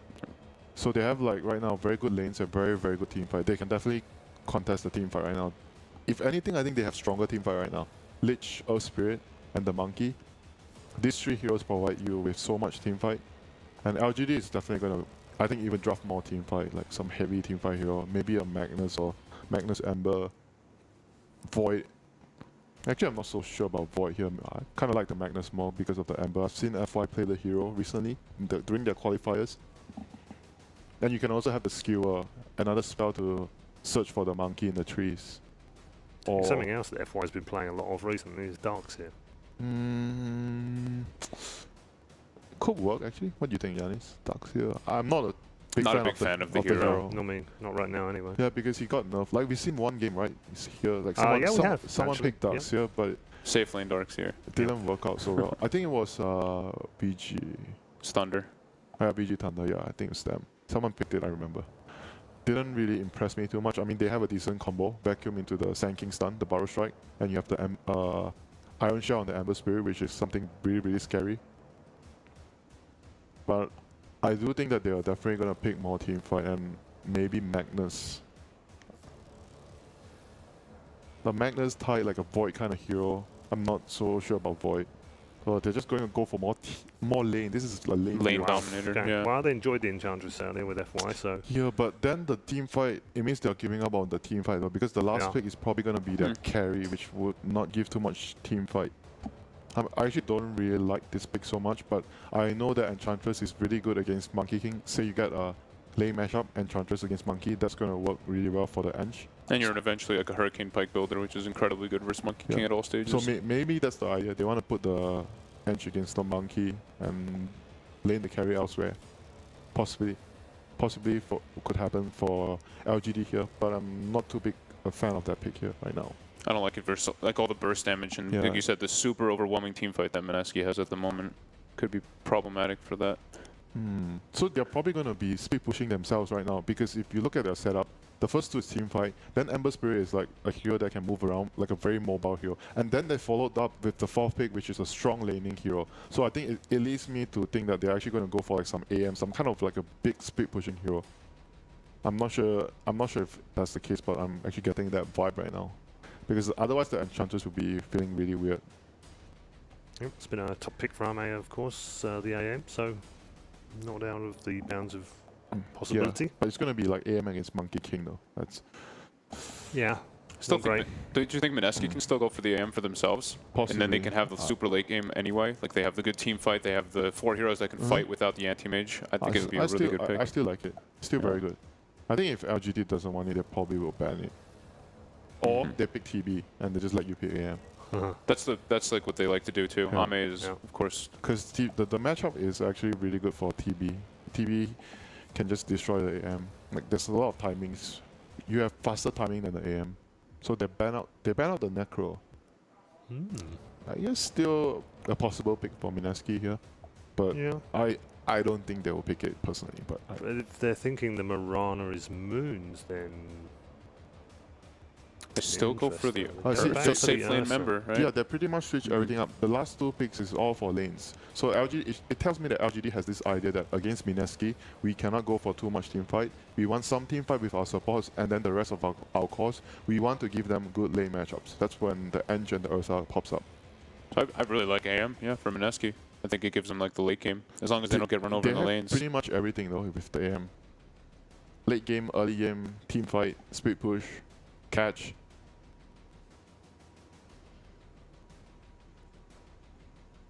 Phantom Assassin. That's to try to help. Ench It's counter? great versus Ench and great versus Ember Spirit as well, because low armor. Low armor. So it's going to be a mid. PL mid? I do think so. No, it looks like they're still going to put them around in mid. No, they might switch lanes though. I guess maybe switching up. Sometimes they might switch. I'm not sure about the laning phase, but I'm still siding with Mineski this one. I think they have the overall much more balanced lineup with strengths in each department. The lane, the mid game with team fight. They have decent Roshan as well with the PA. So Mineski for me. Okay.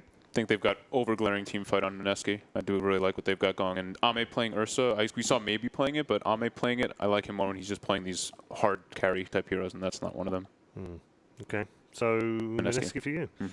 Okay. Both of our experts have taken Mineski to win the opening game in this best of 3 grand final. Are they going to be correct? We'll find out, of course, at the end of this one. Who takes the advantage early on? Let's find out as we head over to our commentary team for the opening of the grand final. Some magic and some Star Wars with Merlini and Toby 1. That makes you the magic. Woo! I do like playing in heroes, if that counts. I believe that. I believe that woo. That woo. Yeah, it wasn't fake.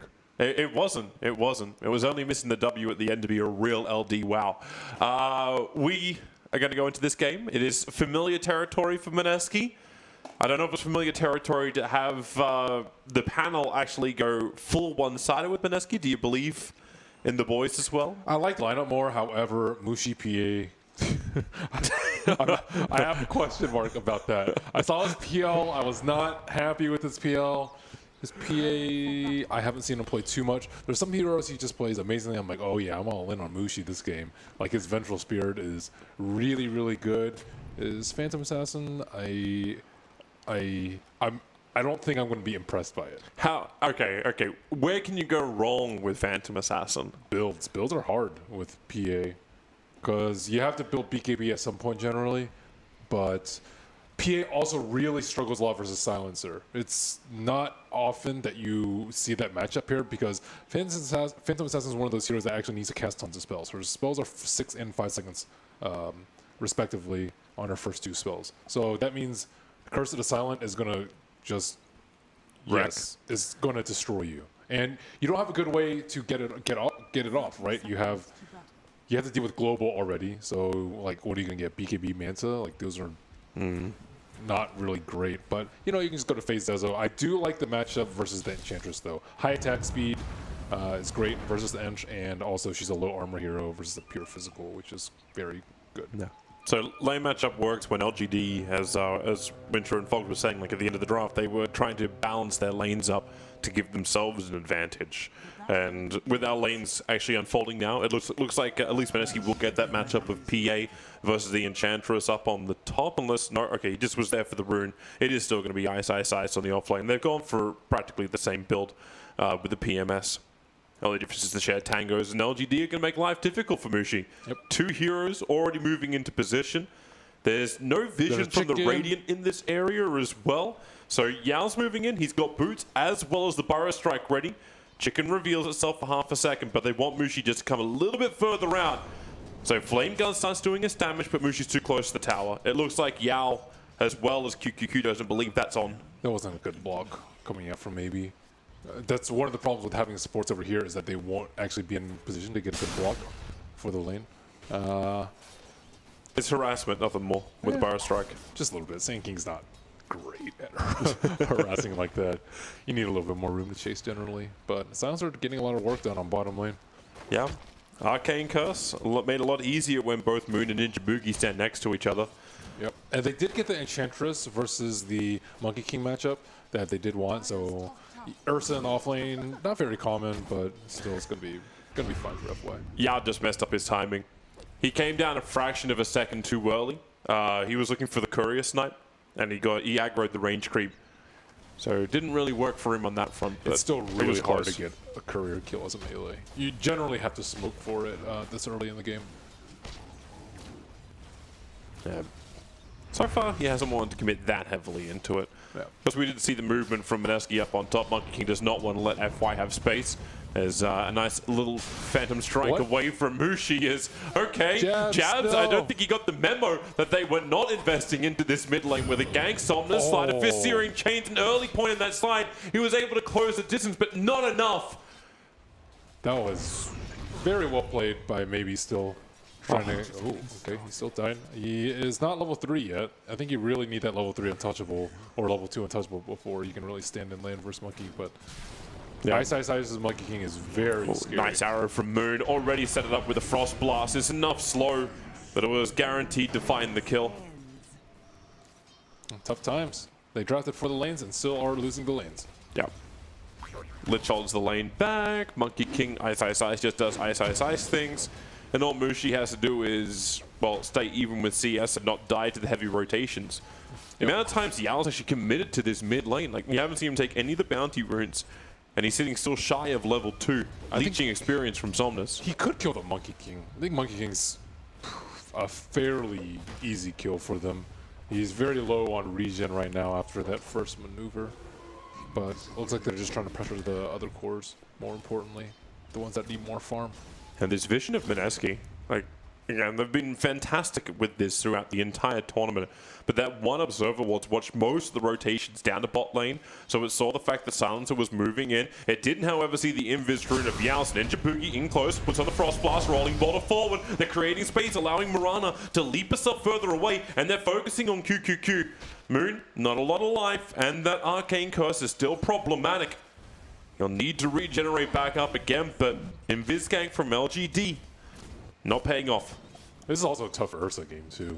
Like Ursa is gonna need Diffusal. It's a hard life for melee heroes dealing with Frost Armor. Ember, not really in that same vein because he doesn't really just plain right click that much. It's always funny watching like Monkey King who wants to get to the 4 hit, but up against 2 points up in Untouchable. Makes it very difficult bottom lane. Arme in real issues. Leap forward, Starfall. That bonus damage will be enough. And QQQ already did everything he possibly could. They are getting destroyed in lanes. It's not looking so good for them. So how do you recover? Like the Sand King's now moving around, at least able to secure the DD rune for Somnus' bottle. He took a bounty rune, but like the Silencer is forced off the bottom lane. We haven't actually seen Lich too much this tournament, and there's kind of varying philosophies on how to deal with Lich. Some players swear that you should just, if Lich is safe lane, you just don't go to that lane. Like you either overcommit to the lane so you can actually kill him, or you just commit nobody because you're not getting any experience from all the denied range creeps. So that's one way that people view dealing with Lich, but it looks like they're actually just sitting in the lane, so they're still going to get a lot of their XP ruined in that bottom lane as a result. So I think they do need to get maybe 1 or 2 kills on the Lich because he is still kind of just making life absolutely miserable for Ursa. Luckily for Ursa, he can catch up through Roche, but you know, you're not really looking at Roche right now. You're looking at more in the 10 to 15 minute range. Yeah. I suppose like with the build you're getting in from the Enchantress, you can go in there and tank Roshan while Ursa kills it off. But at this rate, okay, middle lane Mushi able to blink away. Somnus, you're in pretty deep at the moment. He is level 6, however. Stifling Dagger slowing him up. Yao's in the neighborhood. Maybe need to create a little bit of space with the Burrow Strike. Jab's already in there with a kick. Somnus just walking it off like a stitch. He wanted them going. He has 10 stick charges in his inventory, so he was not really in danger, even though he was low. It's just the lack of... It's the lack of defensive spirit and a potential crit from Mushi. Because he cracked level 6 while that was all going on. Always get a little bit cautious about things. Yeah, he doesn't have a blight though, so it's not as bad as it would seem. I wonder if he is going to get a blight. I've seen a lot of PAs go without blight, and it's just like, why? I mean, blight is just so good on that hero. And it actually helps you hit towers too, which is a pretty big weakness for PA. Oh, PA just found himself a haste rune. QQQ is going to come out looking for it. He is not in... Actually, he was for a second in range of Radiant Vision, thanks to the Observer Ward. But Jabs is wrapping around the back. Aggressive ward on the bottom lane, behind the Tier 1 tower. I wonder if any of the cores are going to build Silver Edge too on LGD to deal with a PA blur. Because the Ursa and the Monkey King, you don't really want 2 heroes to build MKB. kind of a big waste, especially when it's doubtful that Monkey King's going to have any evasion. He doesn't go. They usually go for attack speed talent at level 10. Well, it seems like the Ursa is the only one where it makes sense to build a Silver Edge, but even then he wants a Blink Dagger. No, I think the Enchantress can build it too. Somnus in trouble, but jump away. Escapes ISI's initiation, thanks to the defensive spirit, and now will burn the shrine. Meanwhile, FY is making the most out of ISIS not being there. Enchants the Radiant Siege creep. Looks to add pressure to that top tier 1. He finally has phase, so Monkey King did get that one-on-one kill, so he was a phase up on. They're gonna gank. Somnus is, he's got 3 spirits ready to commit. All they gotta do is just hold Monkey King in position. And impetus damage is almost enough to do it. It'll be Somnus who gets it with that Slider Fist. So nice rotations in from LGD. Critical 1 for them. They'll lose QQQ in the meantime. In mid lane, quick silence onto the SK, and he cannot get himself out just yet. The silence lasts a little bit longer, so we got the Burrow Strike on Mushi, but he knew he wasn't going to outrun a haste-ruined Phantom Assassin. Yeah, tough break for LGD there. Losing 2 supports though, and getting the Monkey King in a tower at is pretty good. Nice use of the range creep by FY. They have terrible tower hitters, so I'm actually very surprised that they got a tower this early. I was looking at their lineup, I was like, oh my god, Ember and Ursa, how are they ever going to right-click towers unless they just win a team fight? Enchantress stole an army to double catapult. That's what you. Yeah. That's what you do. Her with a lance, I guess, is like not the worst thing in the world, but it's still pretty bad. So no blight, the blightless build. You were already saying like how you're uncertain about the builds on PA. Yeah, That's what makes the hero. Mushi's kind of hit or miss. I remember watching his Ember at Starladder one season. I was just like, oh my god, he does not play Ember Spirit ever. No, you were mentioning your level of tilt before. Nice little dodge from Yao. Moon's not going to hit that one. I think Black also went a blightless Phantom Assassin too, but it's very, very rare. I think sometimes you might do it if you're going for like a magic-oriented build versus very high armor heroes. I think TB in particular, but even then, it's like it's still dubious. There's a smoke movement coming in from Mineski. Muji, he stuck around a little bit longer just so he could pick up the phase boost, but now it's both Muji and Jabs teaming up. Meanwhile, in the bottom lane, Yao, nice Burrow Strike, Spirit committal. Moon will end up falling, and the rebuttal is coming from Mineski. So what is their target? There's 2 to go for, and they definitely want to grab FY. A quick slap, jump in, and the following jump, and even a kick from Jabs, following up into the silence. They will be able to catch up to him. He's got one quick last word, and the score's problem for Jabs is already starting his TP out. The damage from the range creep, it's not enough to kill him. He'll live with the regeneration of the Fountain and Mineski, even though they do lose that safe laner. They end up taking 2 up on top. But once again, LGD is pressuring buildings. Enchantress is very, very poor versus mass physical burst too, so you can see the inherently bad matchup that the Enchantress has. Just no time to heal up at all. Might have to itemize more for HP as opposed to damage. Like you might need to build like a lance super early on for that extra strength. Do you have much of a problem doing that? Like Lance Hurricane Pike to push? Obviously the PA can just Phantom Strike back in again. Well, it's like great to get Monkey King out of his ulti too. Potentially, yeah. I think Pike's pretty much a no-brainer on Enchantress. But the Blight on PA would also help out the Monkey King a lot too, who's also very high physical based. Okay, I see him building a Deza. I can breathe a sigh of relief. Phase Boot, Sequilla, PMS first. Basic items, then we can look into the extra stuff. Even though Blightstone is obviously insanely cheap. Ninja Boogie's in a bad spot. Yao going to come in for the Burrow Strike. In from behind, but it's more of a setup here for Armay, who can rip apart that Lich. He lets the Chain Frost go, but it's kind of just like, at the end of it. A little bit of damage, hold the creep wave back. LGD may be a little bit lucky it didn't bounce unfavorably towards them. So now is about the time you can start thinking about Roche. It's almost nighttime.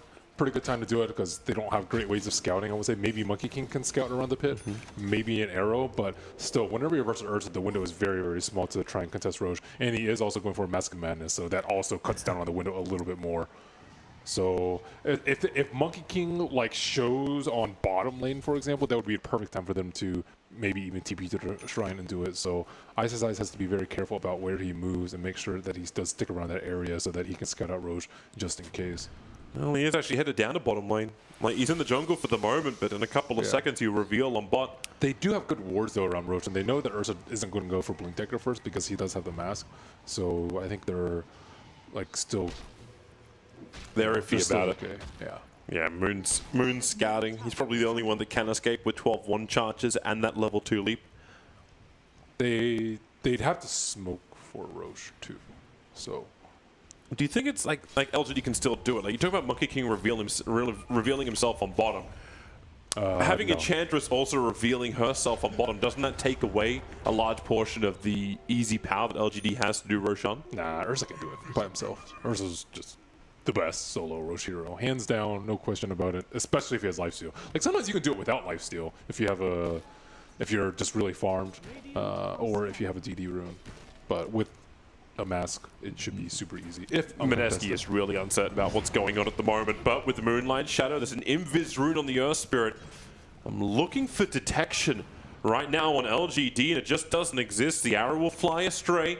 Moon unable to connect onto Somnus, and because this is nighttime, the vision range is quite poor. Mineski cannot find their target.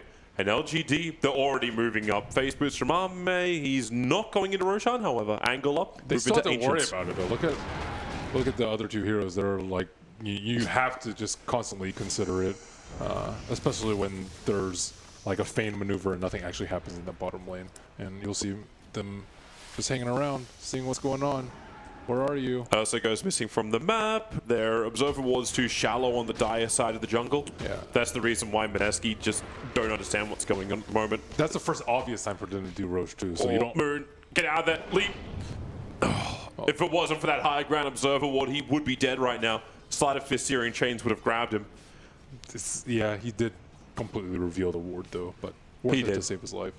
The ward's only got a minute and a half left on it, so they may not be too sad about that. They might make a move. His shield is almost down. Oh, they see him. Oh, actually, do they? The observer ward's a little bit too far off, so instead they go top rolling boulder into kick silence, and Yao in a world of hurt.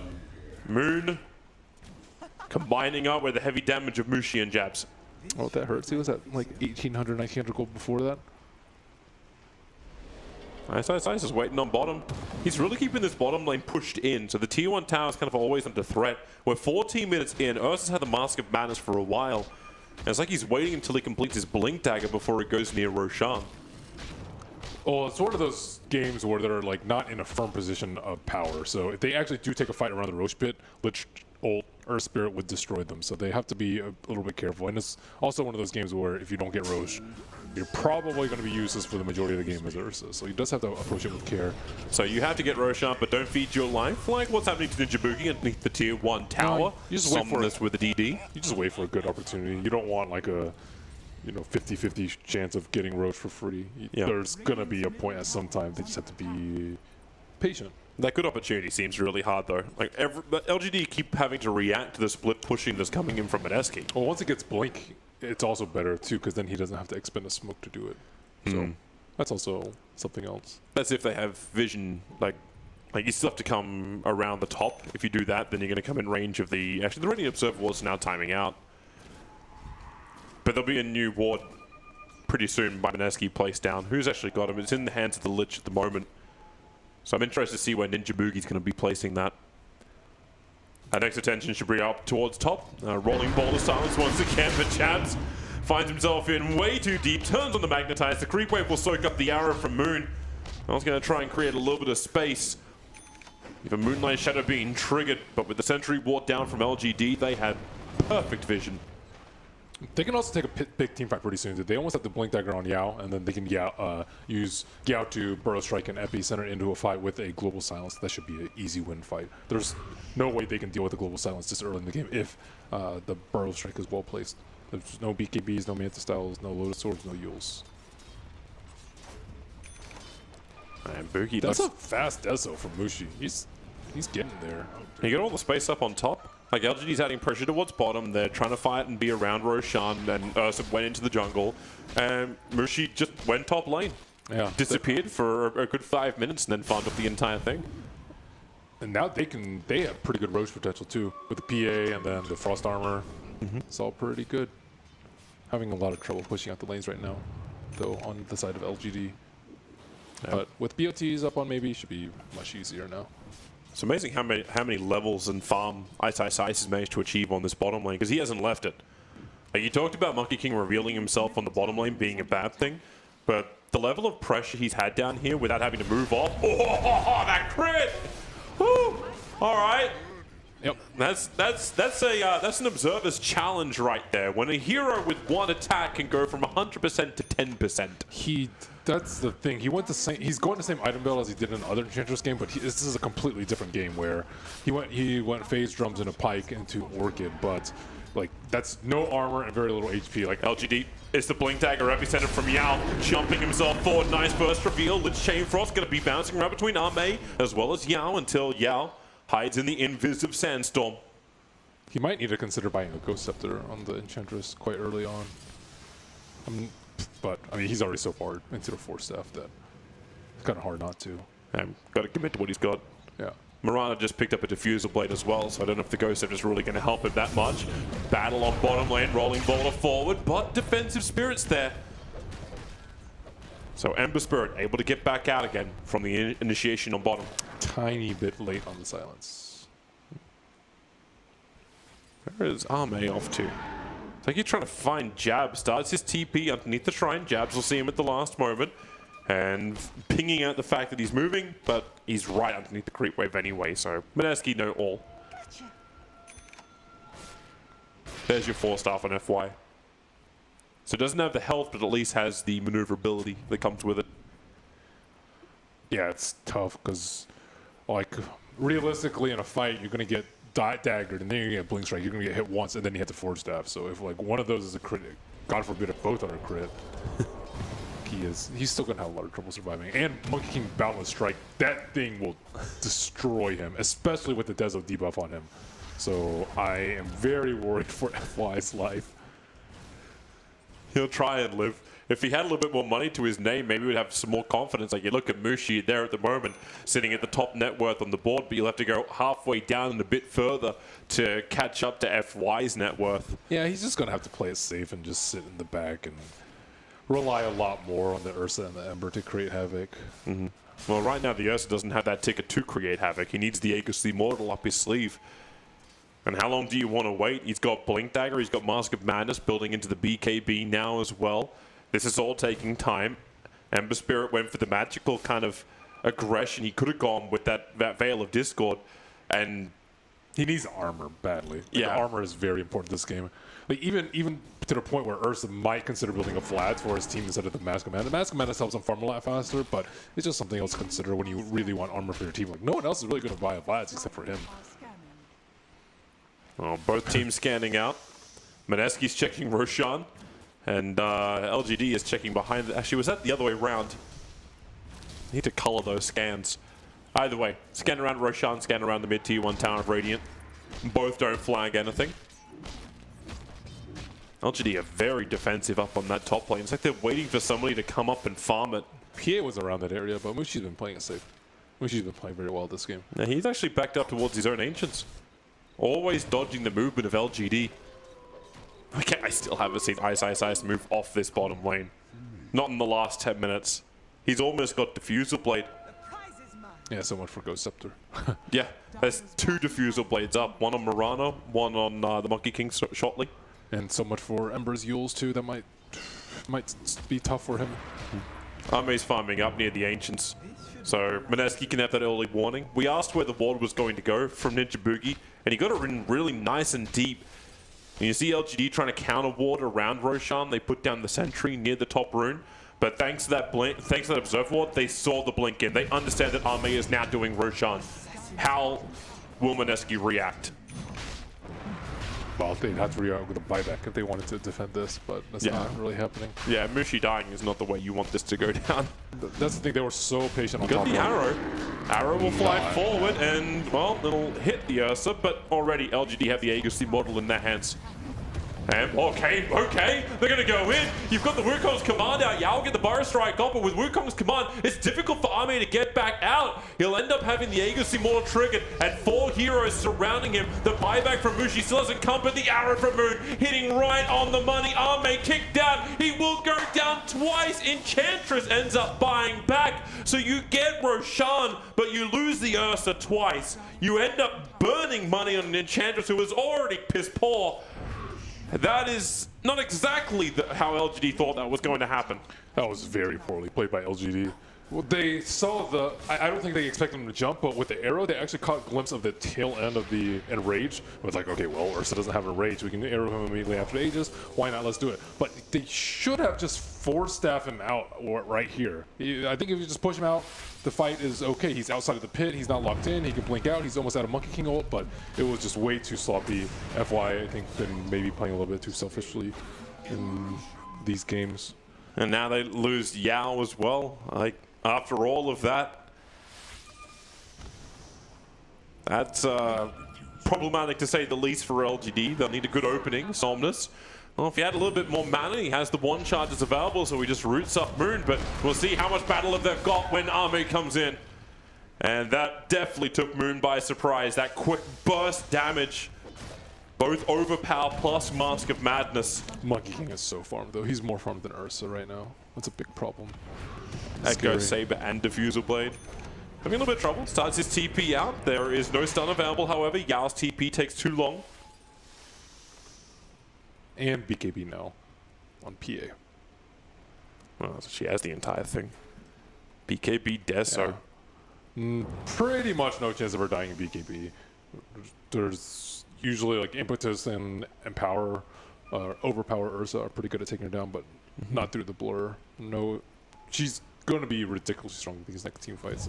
So I think LGD just have to like just sit back and not really do that much for a while. That doesn't seem like a wonderful plan when PA continues to grow with levels of money. Yeah, it's like late game. Mineski's lineup looks very, very scary.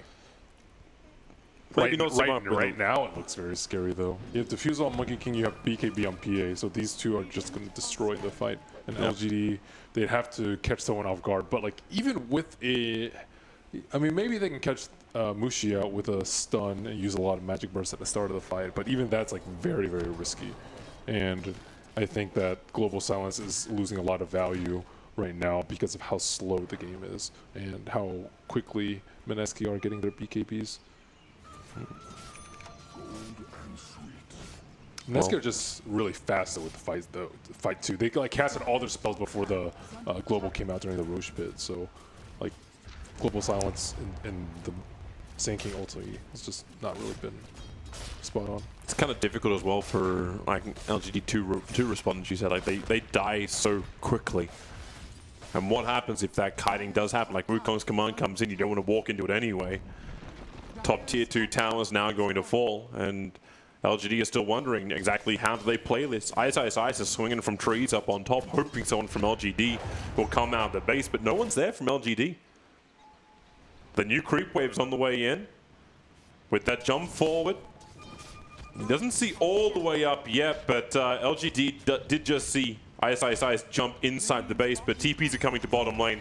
Somnus is on the tower, and LGD are ready for this fight. Yao's perfectly behind the tree. Side of Fist Searing Chain's going to find Mushi. Remember, he has the BKB. He is ready to fight.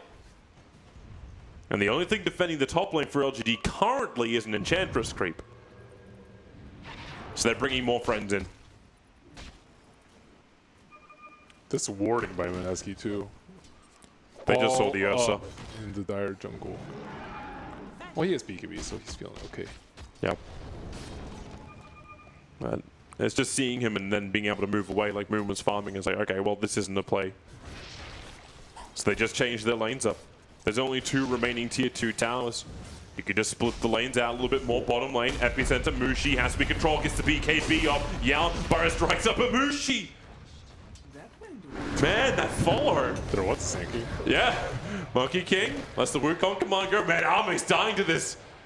BKB burnt from him, limps away. He is really expecting Ice to hit like that. Yao, that was so ambitious. He's not level 12. There's not the Veil debuff on him. He, I believe, Phantom Assassin also went for the HP talent. Yeah. So that's, nicely played. One way to push him down. Up in the trees, taking a lot of damage. Quick slap, searing chains. Arrow will fly forward, connects on FY. One more attack from Ice will get it.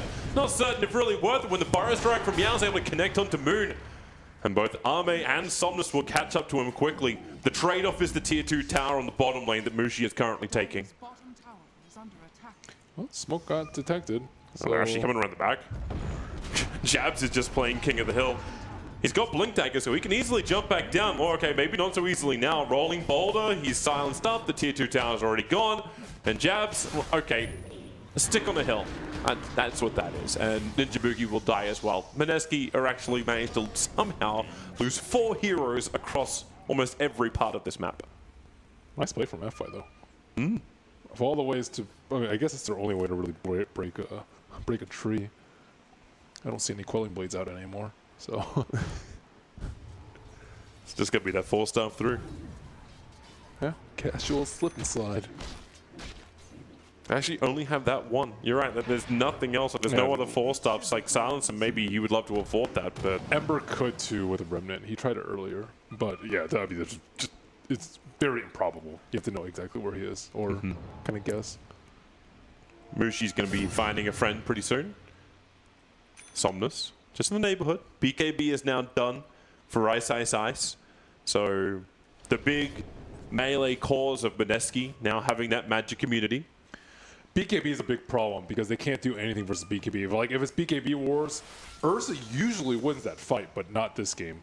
There's Frost Armor that he's going to have to deal with, and then there's Blur, and then there's Monkey King also with a ton of armor during his ulti, and additional armor from Frost Armor, and then he's life-stealing with Jingu, and he's against low armor heroes, so he's going to be hitting really, really hard. So, like, you don't want a large-scale engagement if you're LGD. You're just going to burn your BKBs, you're going to run away, and then you're probably going to lose 1 or 2 heroes, and Mineski are probably still going to win the non-BKB wars too. That's a lot of problems to list on a piece of paper, but man. You just kind of, you kind of wait it out a little bit. Oh, Mineski missing their target. They were smoked up looking for QQQ who moved down. You wait for a really good opportunity with the Sand King. So Yao has a lot on his shoulders this game. It's not going to be the same as the EG series where he can miss 4 epicenters and expect to win the game. He's going to need to have a really good epicenter to start the fight and get a ton of damage on them before their BKB hits. That's it pretty deep. The arrow won't connect, and thanks to the Basher on Arme, freshen up. He has something that can get through that BKB, but now the Wukong Command, Global Silence is out. Wukong Command only kind of splits this fight up a little bit and ends with Silencer dying and Mushi having room to escape.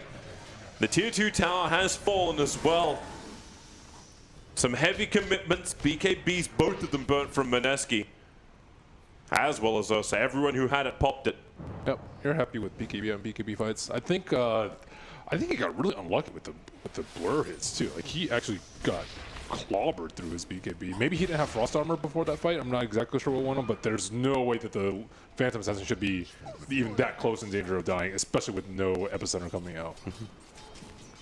Well, you want to play the RNG game, you just have that Mask of Madness as well as Overpower. You're gonna attack so quickly, hit a bash. Yeah, but I mean, it's not really RNG. It's 50%. 50% is pretty high. You can only get so unlucky with that. It's good odds, man. It's good odds. Yeah. Am I going red or am I going black? Either way, it's a 50-50 chance.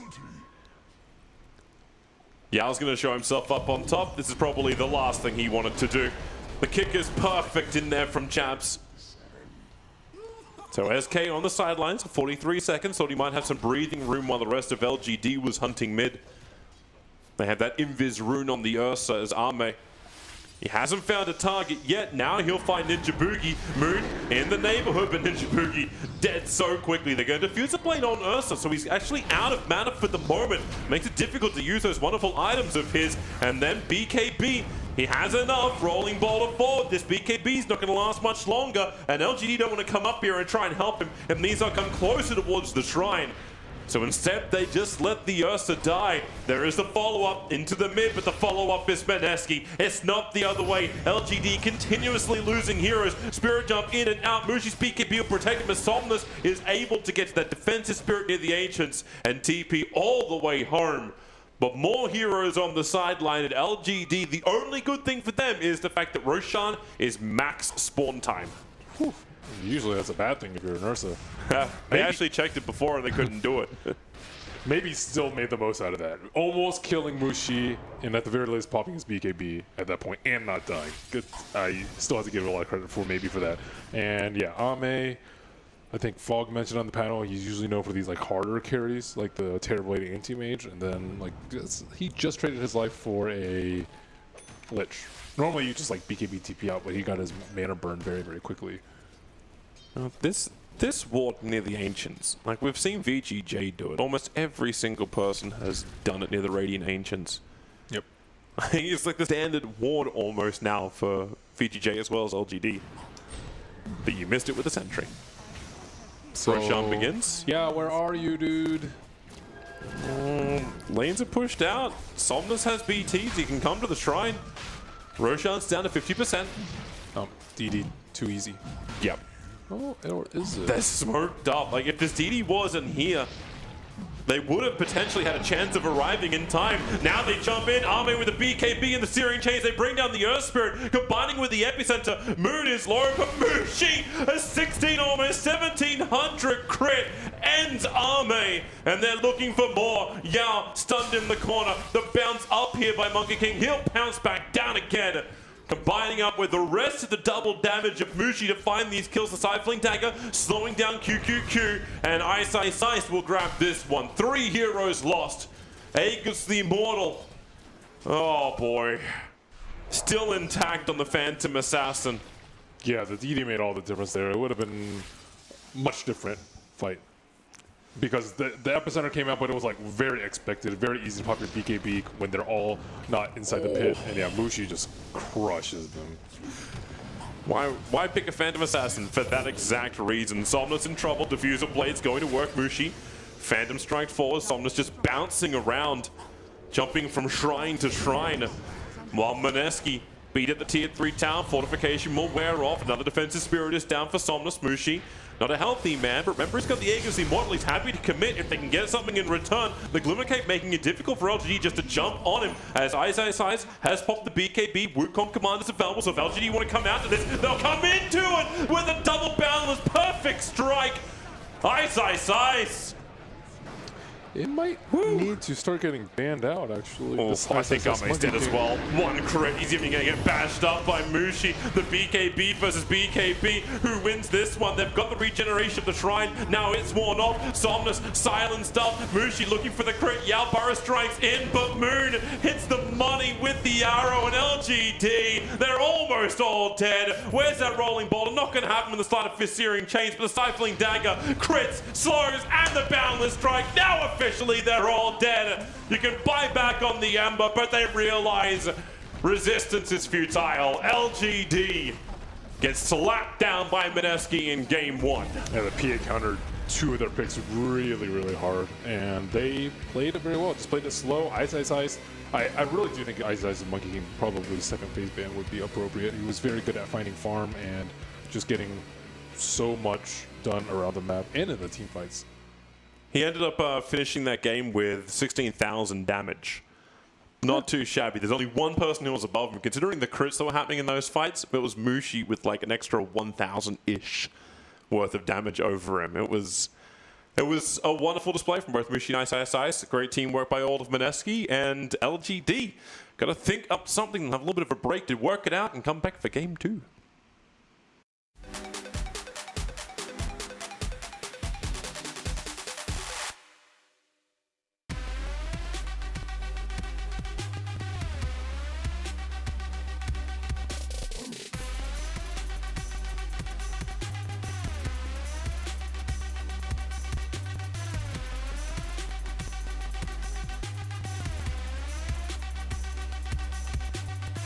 Get the alpha, be the alpha.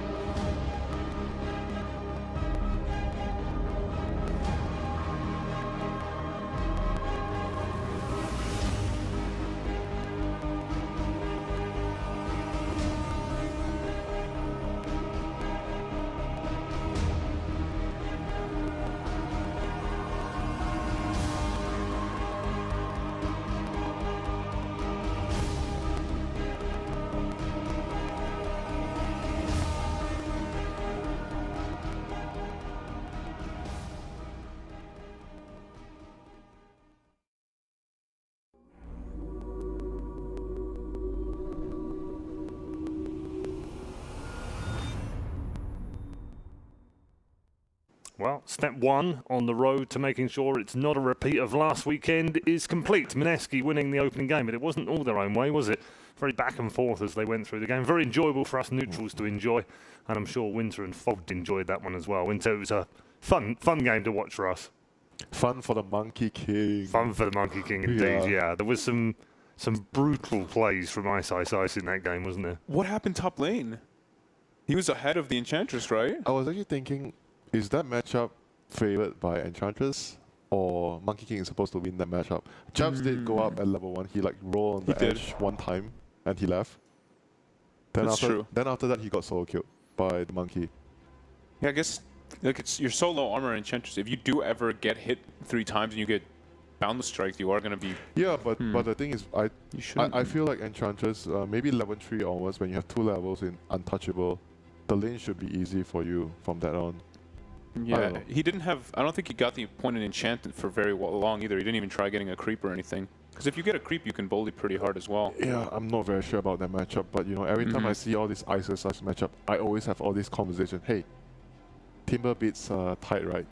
And then he says, yeah, this was like the 4-star play by I4, but I still able to kill one of the heroes before he dies. I couldn't believe he got the kill there. Yeah, that was crazy. There was a couple like that as well throughout the game. However, not long after this, I mean, literally, this part of the map, they had this, I don't know what you'd call it, but it was just a weird piece of play from Mineski when you just started going, well, if they don't get a decent set of kills now after this in a good team fight, which is this team fight right now over the Roche, that looked a bit dodgy for them. That was the one worry we had in the game for them. Yeah, that was actually very, very bad for them. They were like speed up a lot.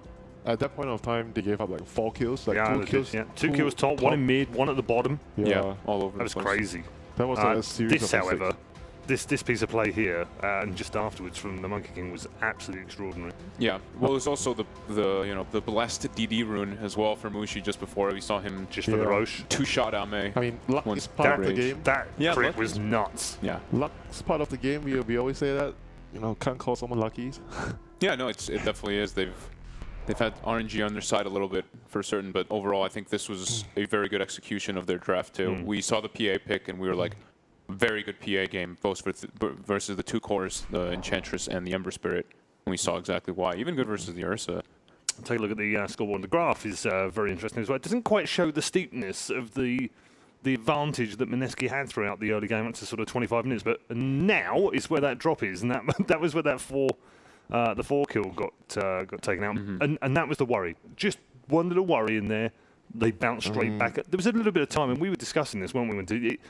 A little bit luck in the sense that it was right for Roast, and they had the DD at the same time. And if they hadn't, then maybe they don't go for that Roche, and then maybe they don't get the team fight they're looking for. Yeah, that was the second Roche, but also the first Roche. You remember the first Roshan? Mushi got picked off at top lane. He got hit by the Blink Epicenter, Balrog, and Ember was there to kill him. And then LGD went to Roshan. They got the Roshan. They landed a 5-second arrow on the Ursa, but they took the fight 4 against 5 against Global Silence, and they still won the fight. They took away the Aegis immediately. That fight was also really, really crucial for Mineski. It's a very good spot for Mineski's team to fight. Like we said, they had over glaring team fight with, I mean, Monkey King and Earth Spirit. We've been seeing time and time again Earth Spirit being dominant around the pit, but Monkey King, that Wukong's command takes over the entire area. You actually just can't escape from it. Chain Frost? And Chain Frost too, yeah. Not even having to, I mean, that one of course was another factor, but these other ones are just so potent. And yeah, Daryl, Ice. I mean, he was MVP. Absolutely crushed this game. Just what else do you say, really? I mean, Winter and I were discussing just before we came back in, and you feel like he's probably the best offlane Monkey King in the world right now. He's the Monkey King. He is the Monkey King. Yeah. He walks down and he was eating a banana too. He actually was though. I'm not actually making up. He was just like, I like bananas. I was like, I know what you're doing here. I know what you're doing here. They're giving away draft secrets now in the hallways. I did want to talk about a few other players in here as well. Mushi's PA was pretty good as well. If there was a disappointment, it would have been FY's Enchantress in that game. It wasn't quite, I mean, it wasn't anywhere near as effective as the way he played it in the semi-finals. I think it was a much harder Enchantress game. There's so many different things. There's high magic damage burst. The lane, the Monkey King did incredibly well, and then Phantom Assassin. It's you need, like Ben was talking about. He's like, he kind of needs the Force Staff, but he also wants a Ghost Scepter and he wants armor. It's like you have so many things you need to tick off as the Enchantress. It ends up being pretty problematic. The other one was the Mirana. which I think it's the first time we've said it in the entire tournament. But Moon had a pretty quiet game in this. I mean, he got shut out, wasn't able to do pretty much anything he wanted to do in this game. He got picked off many times in places where he shouldn't be. He was trying to be too aggressive with the leaps. Just didn't have a good game overall. Maybe he's nervous. I don't know, grand final knows, I guess. But maybe. I mean, it's very unusual, though, because I think, you know, of all the people we've seen playing Marana over the last couple of months, he stood out, hasn't he? He's been really dominant, but Mushi stepped it up this game. He had, what, 15.5-minute Desolator? I thought that was pretty damn impressive for him. And overall, he played very, like, high caliber. I think that was, like, they made up for it. Like, Ice and Mushi played incredibly well, and Nana maybe a little bit underperformed from what we've been seeing from him. Okay, let's turn our attention towards the next draft. Is this... LGD. Advantage Mineski, obviously, but LGD is where we're going to focus in terms of what do you think they'll draft next? Wyvern or Jakiro, I think. Team fight. I think they're going to switch up their play style this game. Because in the first game, up until the third pick, we saw the Ange and the Ursa. It means that they have this idea against Mineski. We have to draft good lanes against them. We don't want to lose our lanes against them. Maybe this game, LGD is just going to do what they're accustomed to doing. We're not going to focus on lanes so much. Straight up team fight? Yeah, we're going to draft just good team fights so we can actually take fights all the time. You know, they did draft those laning things, but Mineski actually came out ahead in the lanes in the last game too, which is pretty surprising. I was going to ask you about that because in the draft it seemed like LGD looked like they wanted a team fight early on in the draft, didn't it? Yeah, and then they just switched it. Yeah. They switched it completely. So maybe focusing more on one kind of thing from them. And we see the Wyvern banned out from Mineski this time, so they're definitely identifying that there could be a switch up from LGD's play style this time around. Yep, that's Spirit from Mineski, no surprise. So Yao is probably going to be Shaker or slash Sand King again. Opening picks, and maybe Jakiro. Lich is available. Not sure if LGD wants to go for that now. Still a pretty good pick here in this scenario. Because it gives you the lane and the team fight. This is the two most important things in this series alone. Yep. You want to win the lane, you want to have good team fight. Because both teams really like to fight. Yeah, Champs' Spirit is the first one on the board. Congrats to him, by the way, on 9k MMR. Finally has got it. He's always like complaining. Do you think they go Jakiro Shaker? Well, definitely Jakiro. Probably. I think they do go Jakiro here, yeah. Thanks, Paul. Thanks, Paul. Well, we assumed, you know, they're going to switch back up to their very comfortable team fight. Yeah, well, that's what we suggested. Yeah. As we headed in here, was that was, you know, I think they got sidelined in that first draft. They wanted to go that way and then got distracted somehow halfway through. I don't think they got distracted though. I just think that they have a preparation before the game and they decided that against Mineski we want to have better lanes. Team specific. Yeah. Yeah. And this game we're kind of expecting them to just revert back to their usual style. So and they snatch up the Marana. Yeah. And we said this was going to be the most competitive hero that they would fight over, and it's turned out to be exactly that. So the replacement we talk about is like Puck / Ember Spirit for Nana. Yeah. I think I kind of personally like the Puck for him the most. I think Puck and Mirana, these are the two best heroes for him. I think Puck, the matchup as well versus the Marana is incredibly difficult for Marana because you just have such a base advantage on the Puck, and you have wave clear earlier with your orb. You low mana trash him cost. in the lane, right? Puck you really trash, yeah. It's a very hard matchup for Marana. Okay. Yeah, so far we've seen always mostly Mirana's been the losing end in the mid matchups mostly. But it's more like in the mid game, Mirana does a lot for your team. Yeah. Because you have like a semi-smoke with the Moonlight Shadow, and then you have like a long stun. There's a lot of things you can do for your team later. For sure.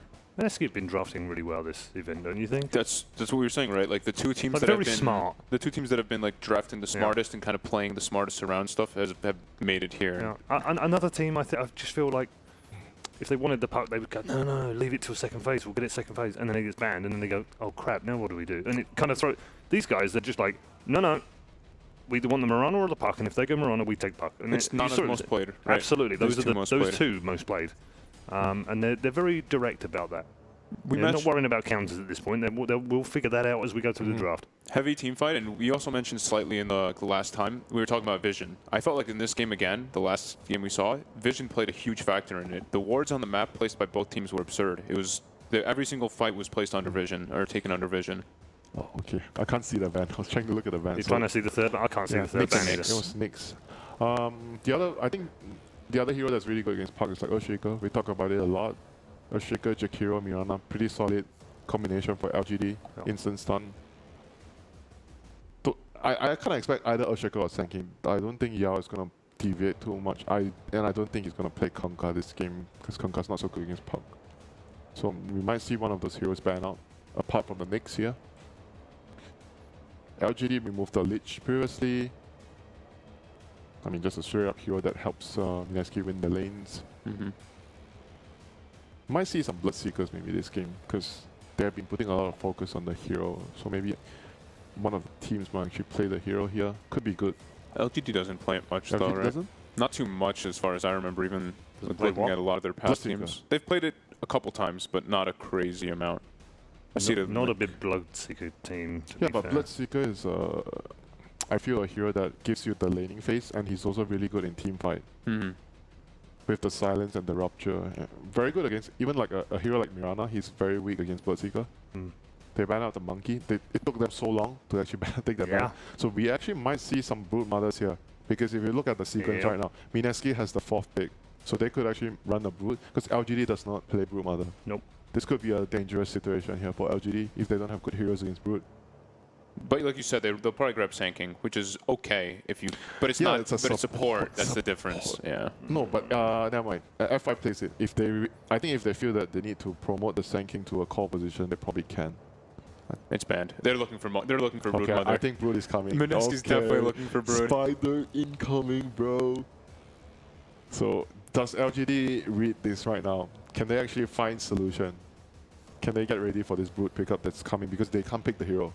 I think they actually can't. I think they can't pick the hero. They're going to get that for the Shaker. The Shaker, as we That's the said. Shaker. Shaker Jakiro was the opener we thought they might do, but with the Mirana, it's still similar. Because they want to snatch the hero. Yeah. They think that Mineski is going to want to pick the Mirana early as well. So, do they pick the Brood here, or they pick something like? If they're going to pick it, they're going to pick it 4 or 5, surely. Yeah, they can't pick Clockwork anymore because there's Earth Spirit. See what they go for. Silencer. So they go for that position 5. Silencer. So they're trying to hide it right now. With Silencer is Spirit. very good against Earthshaker because you break the combo with the global. He comes in with the Echo. You make sure you're out of the danger zone. You pop your global. You turn around and fight and kill them. They have 2 jumping heroes as well, as you always mention. The Brood is coming. The Brood is definitely coming from Mineski. Yeah. The question is, do they feel like they can hide it until 5? No. Because they can't. I don't think they if Brood can. is so strong last pick, I'm sure the opponent is going to ban it. I think you have to pick it 4th as Mineski here. Yeah. If you want it. Yeah. And they do want it, don't they? I think so. You can tell. And with the ban, I mean, with the Sand King ban, it's like these heroes don't really deal versus the Brood either. Yeah. I mean, it makes sense, but who knows? They might go for something else still. That's a possibility. Yeah. But for LGD, they're looking for. Still don't have FYs probably.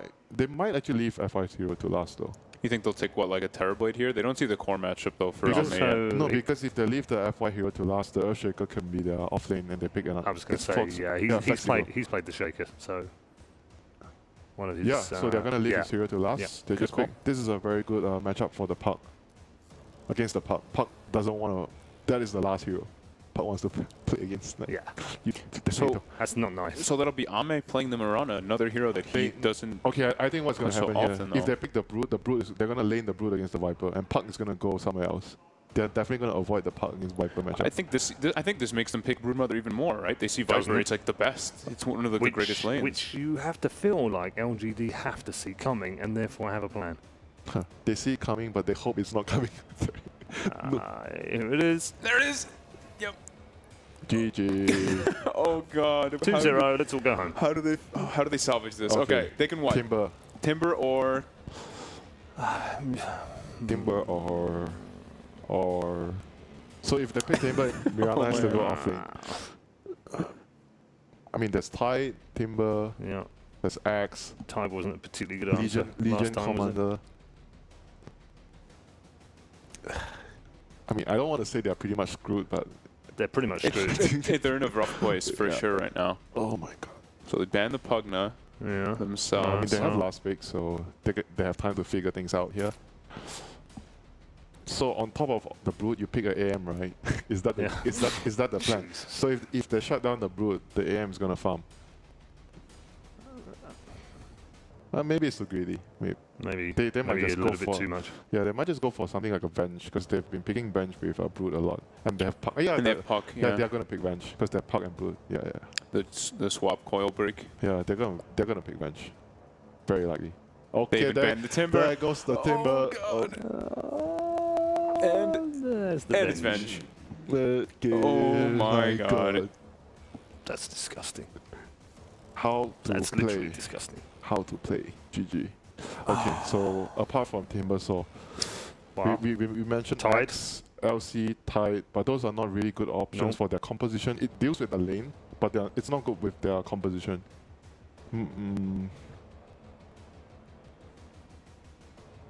What do you do, Yanis?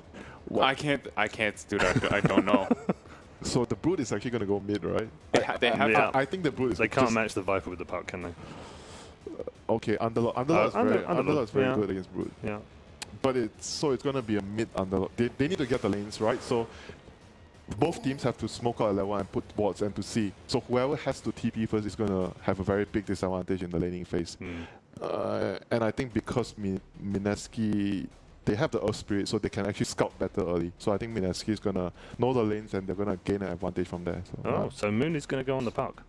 Yep, he's going to And Army's going to go on the Viper, so that's a rough lane, but they're going to still. probably match the Brood wherever the Viper goes. Yeah, that's why the scout. Yeah, the scout I needs to think happen. Mineski is just going to straight up get the better lane matchup because they have Earth Spirit to scout.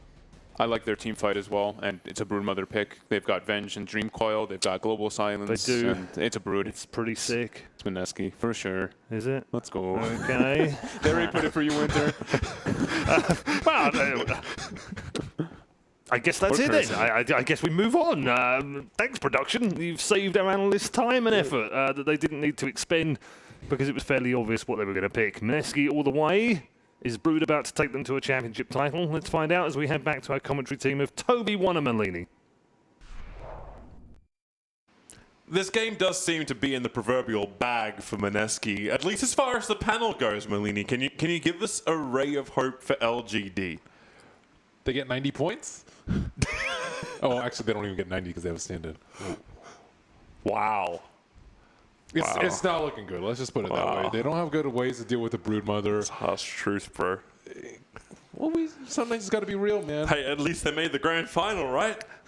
That's the way we're doing it? Are we actually hitting the brutality of yesterday of like, well, good luck in the next tournament? The game should never be won on draft, right? It's just difficult. That's definitely not true. It should never be. Did you see the Drow game yesterday, dude? It's the most lopsided game we had, and that was one of the biggest draft out ones we've seen. Execution still has to go. Still has to good job, be right. Artur. You pressed precision R out. Whoop, that execution was sick. Great stuff. Just so everyone like when I was casting with Fox for that game last night. No, that's what Fox said, I think. There was something Fierce said to me about 3 years ago. And I'm never ever going to forget it. He's just like, because I made some kind of joke about Arteezy when he went 0-7 in the first 10 minutes on Dro Ranger. And he's like, yeah, Dro Ranger, I really don't care about the hero.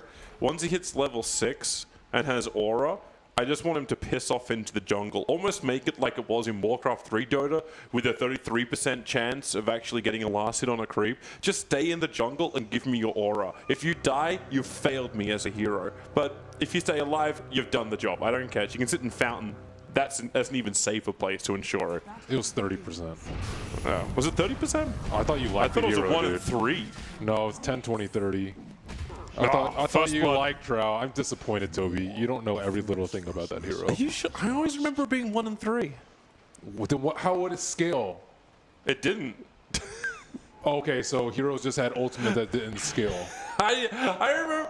Okay, I don't remember that. 30% is not 1 in 3. It's close. I just remember it being 30 and 1 in 3. Australian maths right here. Hey, yeah, you know me. Like in my early days of Dota 2, I remembered everything about Dota.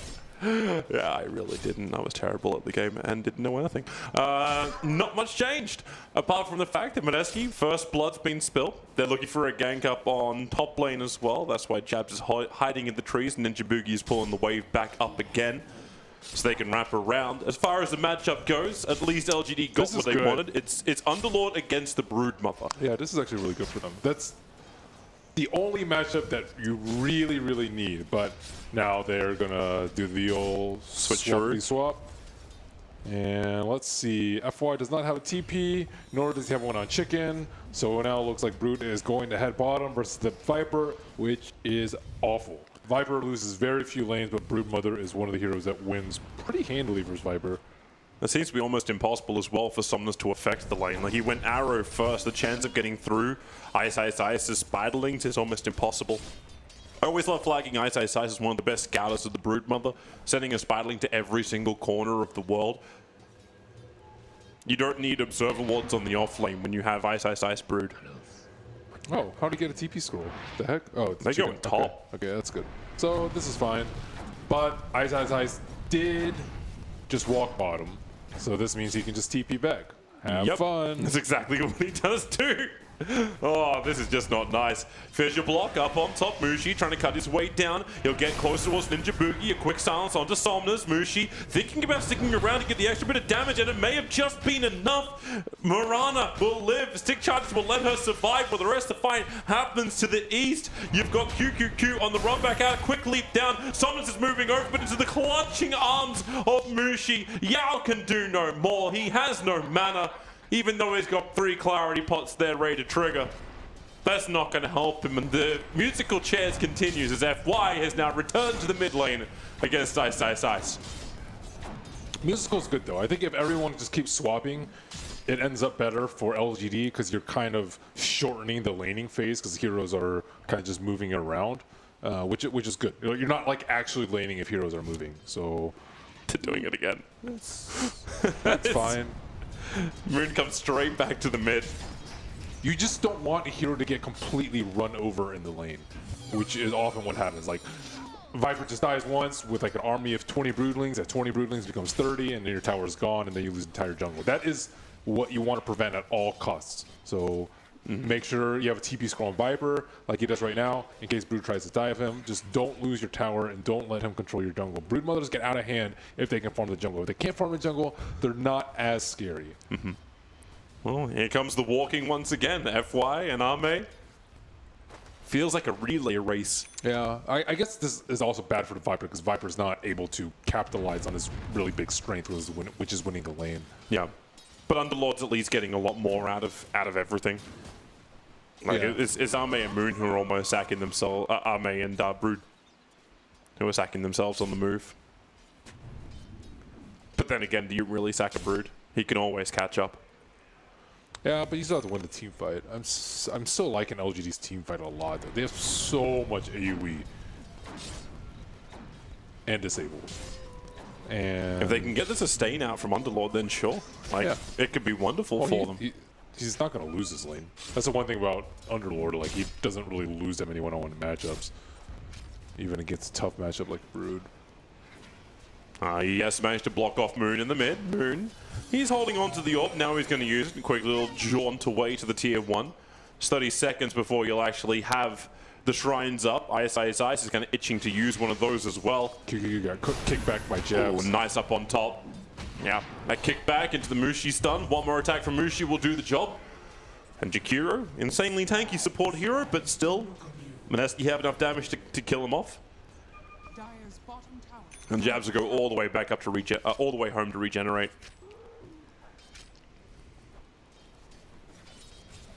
Yeah, they're doing decently. Not amazingly well. Not what you would expect from a blowout Brood 4th pick, but they're getting there. I don't know if they're going to get to the point where they can team fight though. Is the problem. You're still focusing on Mineski here when you're talking, right? Like, yeah. Or no. Well, LGD want a team fight, right? That's how you kind of crush. But isn't that when you just dodge the team fight? Yeah, exactly. You go for the quick picks, global silence, stable control. Same with Dream Cold. So either you back out or you get a quick kill and move out, and then let Ice do the split push. Yeah, exactly. That's kind of what your plan is going to be. They have a very good line. LGD's going to force the issue. Fissure, Arrow won't connect up on top. Mushi, not stunned for long enough from the Fissure, so he could just walk around the Arrow.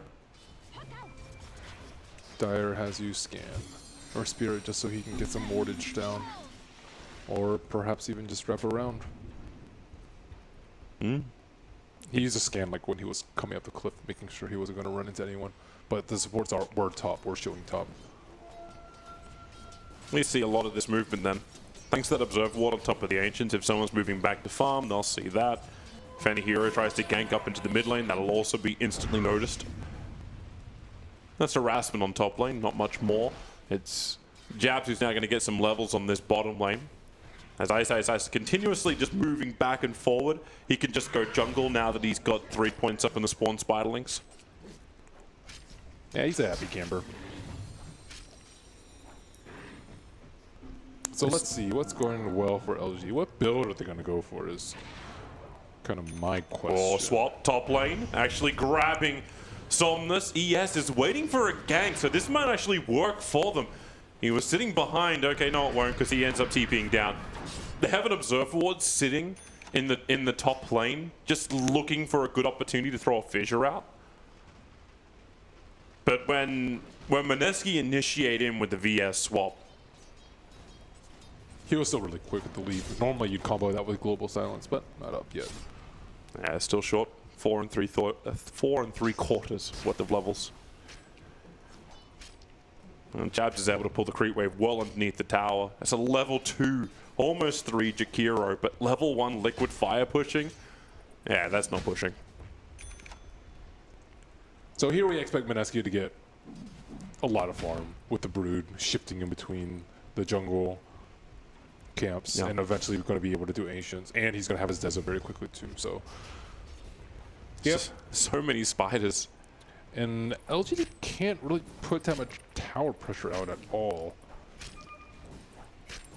How do you tower hit until you have levels on the Jakiro?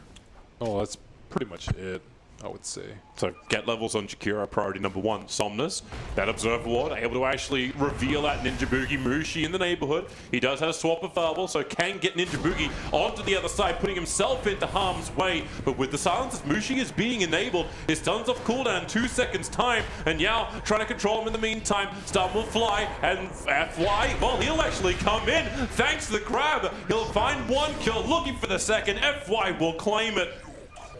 And the aggressive Dark Rift switches FY's lane, but this is when Mineski avoid, well, you had the fight, but you go for the push.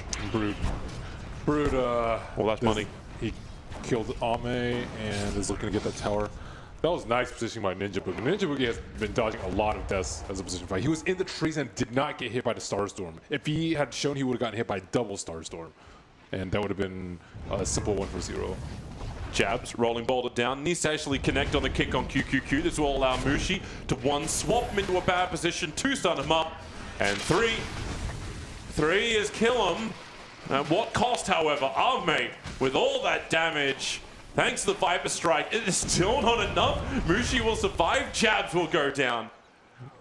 Worth. Nice one, Jabs. It stops the push. Jakiro still level 4, level 2 on that liquid fire. So the tower push still hasn't come because of it. And that's why Jakiro was down there. Puck's really hard to play in this lineup too. There's a lot of root with the Underlord, and then he had the Ice Path to potentially catch you out too, and there's an Earthshaker too. So you still kind of have to be worried about the Puck later on into the game, and they have good ways to kill the Broodmother army, the Spider army. Earthshaker, one of the best. Underlord, like you have to run away during the Firestorm too with the Rootlings. So you saw LGD actually combo it before. They used the Firestorm, and then it was a leap into Starfall from Somnus. Got him a lot of money. Actually helped him catch up to the Puck, but this won't help him. Dream Coil into swap, instantly snapping the Dream Coil. So no way Somnus can reply to that. And then it's to follow up. Yep. So this is good, but maybe a little bit late for them, being able to block up 1 Ancient spawn. For them, Ice is not even there anymore. Still very good for the 2 cores of LGD.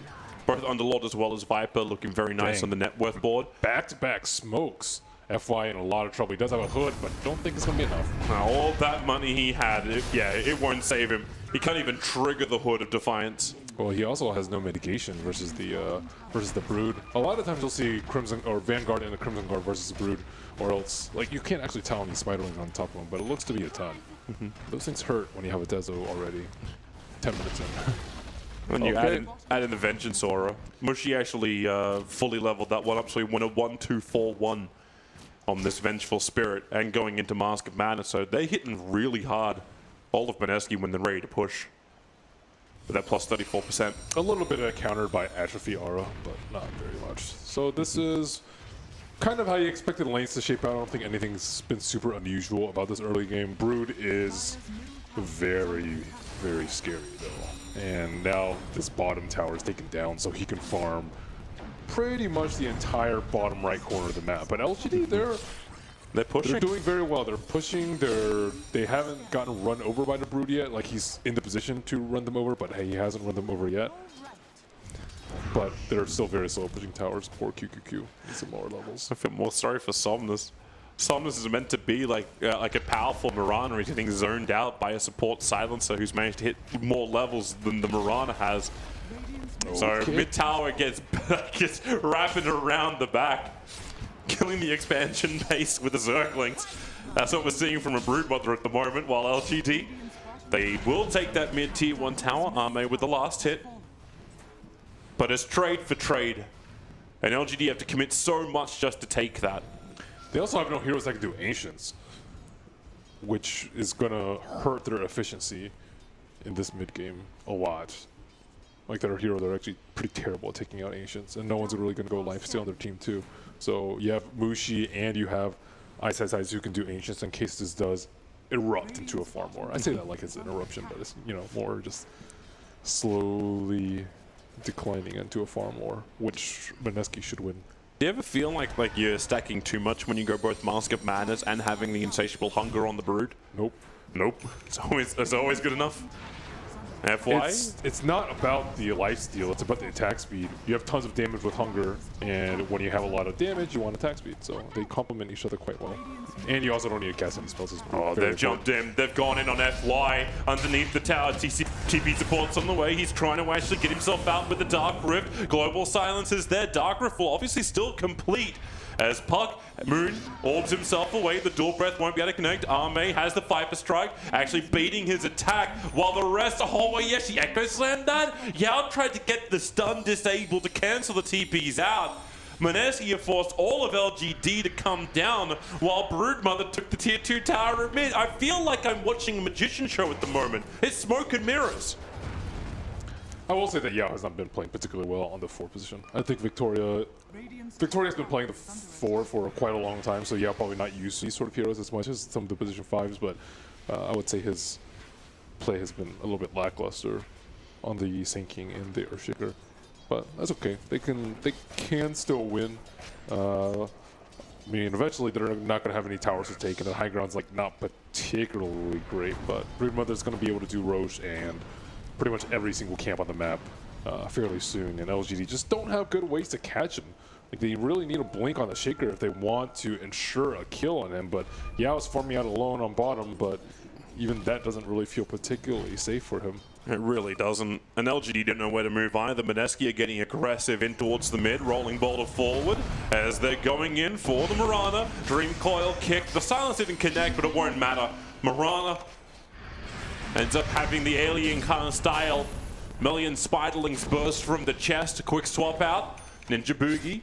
More than happy to have this happen to him. That is a very high level silencer. Not intimidated at all by that Jakiro or Underlord, especially when more support is there. Moon, Orb is going to connect over on QQQ. Rift as well, both up at level 4, so heavy damage following into the Spiderlings. FY can at least get some money from the Firestorm, or can he? The Spiderlings go back into the web. They're protected. FY, however, I don't think there's any level of protection you can have against this. Arme will arrive. Jabs back in again. Moon, he got the Rift off with the Starfall. The Spiders are dying quickly, but then the Magnetize is just this slow, continuous tick. Broodmother, he has the regeneration, but no, not enough. Finally, the spree is ended by Somnus, and Mineski are actually giving a couple of kills over, but only a couple. Somnus looking for his third. The stun is there from Mushi. They don't really have a lot of mana to work with or detection. Moonlight Shadow will allow Somnus to escape. So Ice does fall, the #1 hero on the map at the moment, which actually ends up in a slightly even team fight as far as Golden experience go. Yeah, they got a lot of Broodlings in the way. Ice had to end up feeding a lot of his Broodlings to tank the tower, but the Underlord is like super tanky, and the Viper that are very, very difficult to take down. Imagine if they had Crimson on them right now. Oh my god, that would actually been a crush fight for them. Well, we can come back to the real world as, well, that snap from Dream Coil will end up killing Yao. No, the Blink Dagger. Yeah, it's up. And he's still got more money. You also now have phase boots over on the Broodmother. That's going to be one very fast, like 550 movement speed Brood. And that's without phase. At least it killed Brood. Solar Crest, pretty nice. You're clutching onto something happy here. I am saying it's not that bad though. Like I actually expected this game to go much worse for LGD, but they're bringing the fight to Mineski. They're not giving hugely unnecessary kills, and they're very close to the Blink Dagger and Shaker. So things are starting to shape up a little bit for them. Murana has been dying a lot though. Maybe he's been playing very well in this tournament, but this has not been his Murana game. It really hasn't. Moon's having another crack at him. Not enough mana for Dream Call. Actually, he had mana. It was on cooldown. But this will help Somnus. He now has a Maelstrom.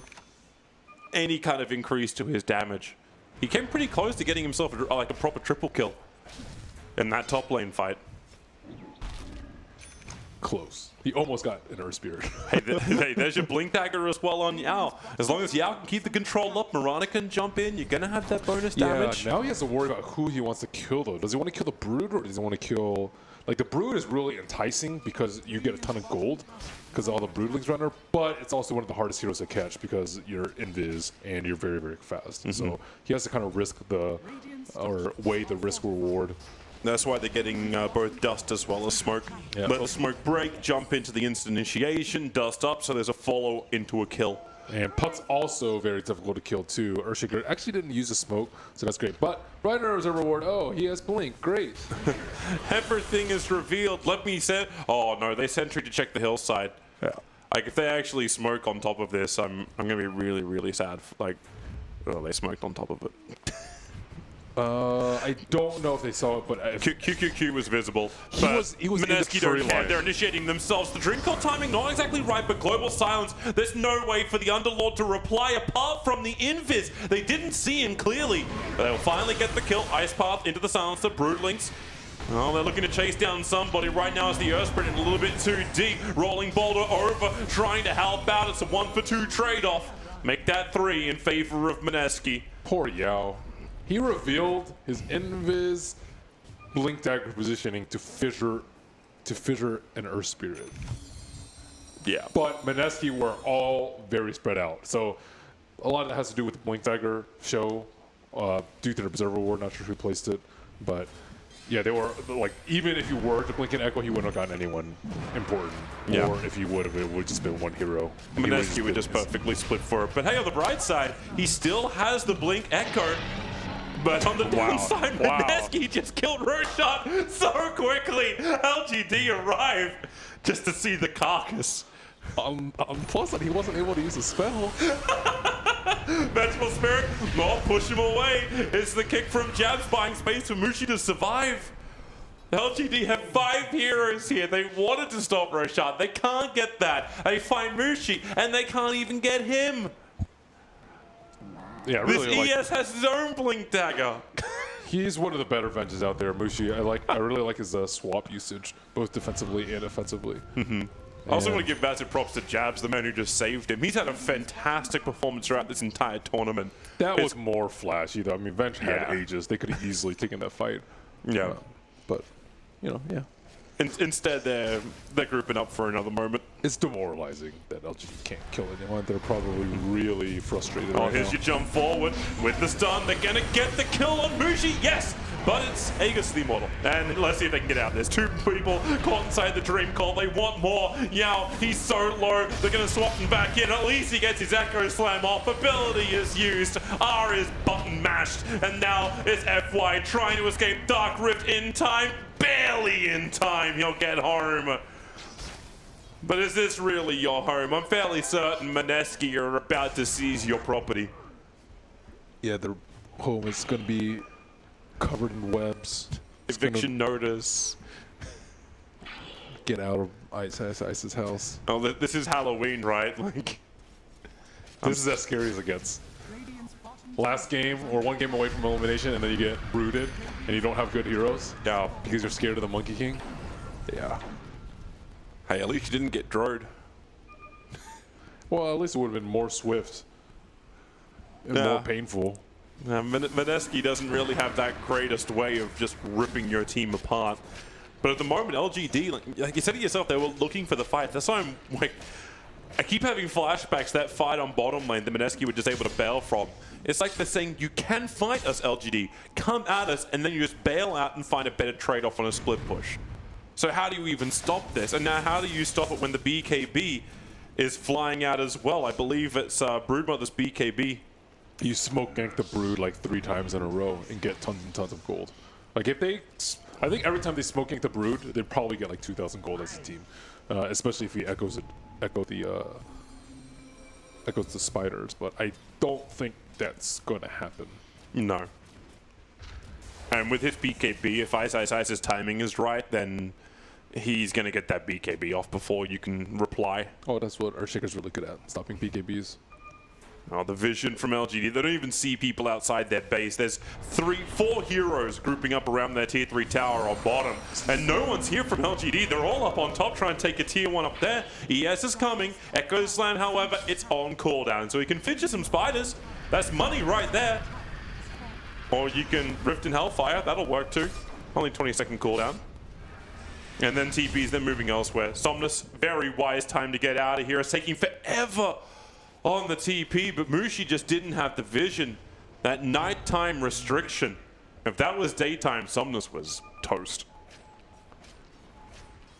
Agreed.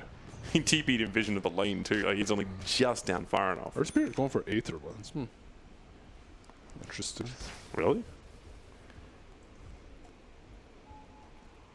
What exactly, like what else would you go apart from Aether Lens? Like, what's the perks of an Aether Lens over something else? Well, usually people go, Yules? I think you can go Pipe this game too. Pipe's pretty darn good.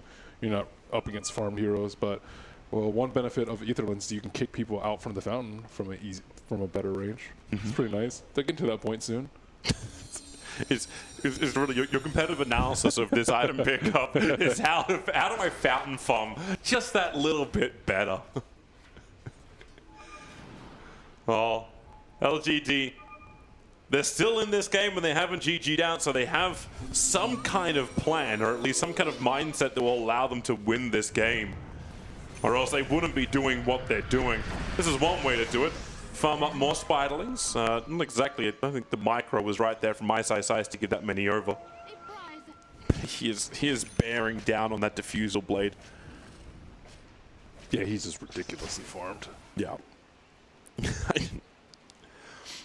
So I'm trying to think, like, what is in LGD's mind? Like, is it just we have Blink Echo? If we combine this up with a good Pit of Malice and Viper has some space in the fights, is that enough? Is it all about the team fights again? Yeah, it's just about getting a good Echo Slam before the BKBs come out. It's still possible.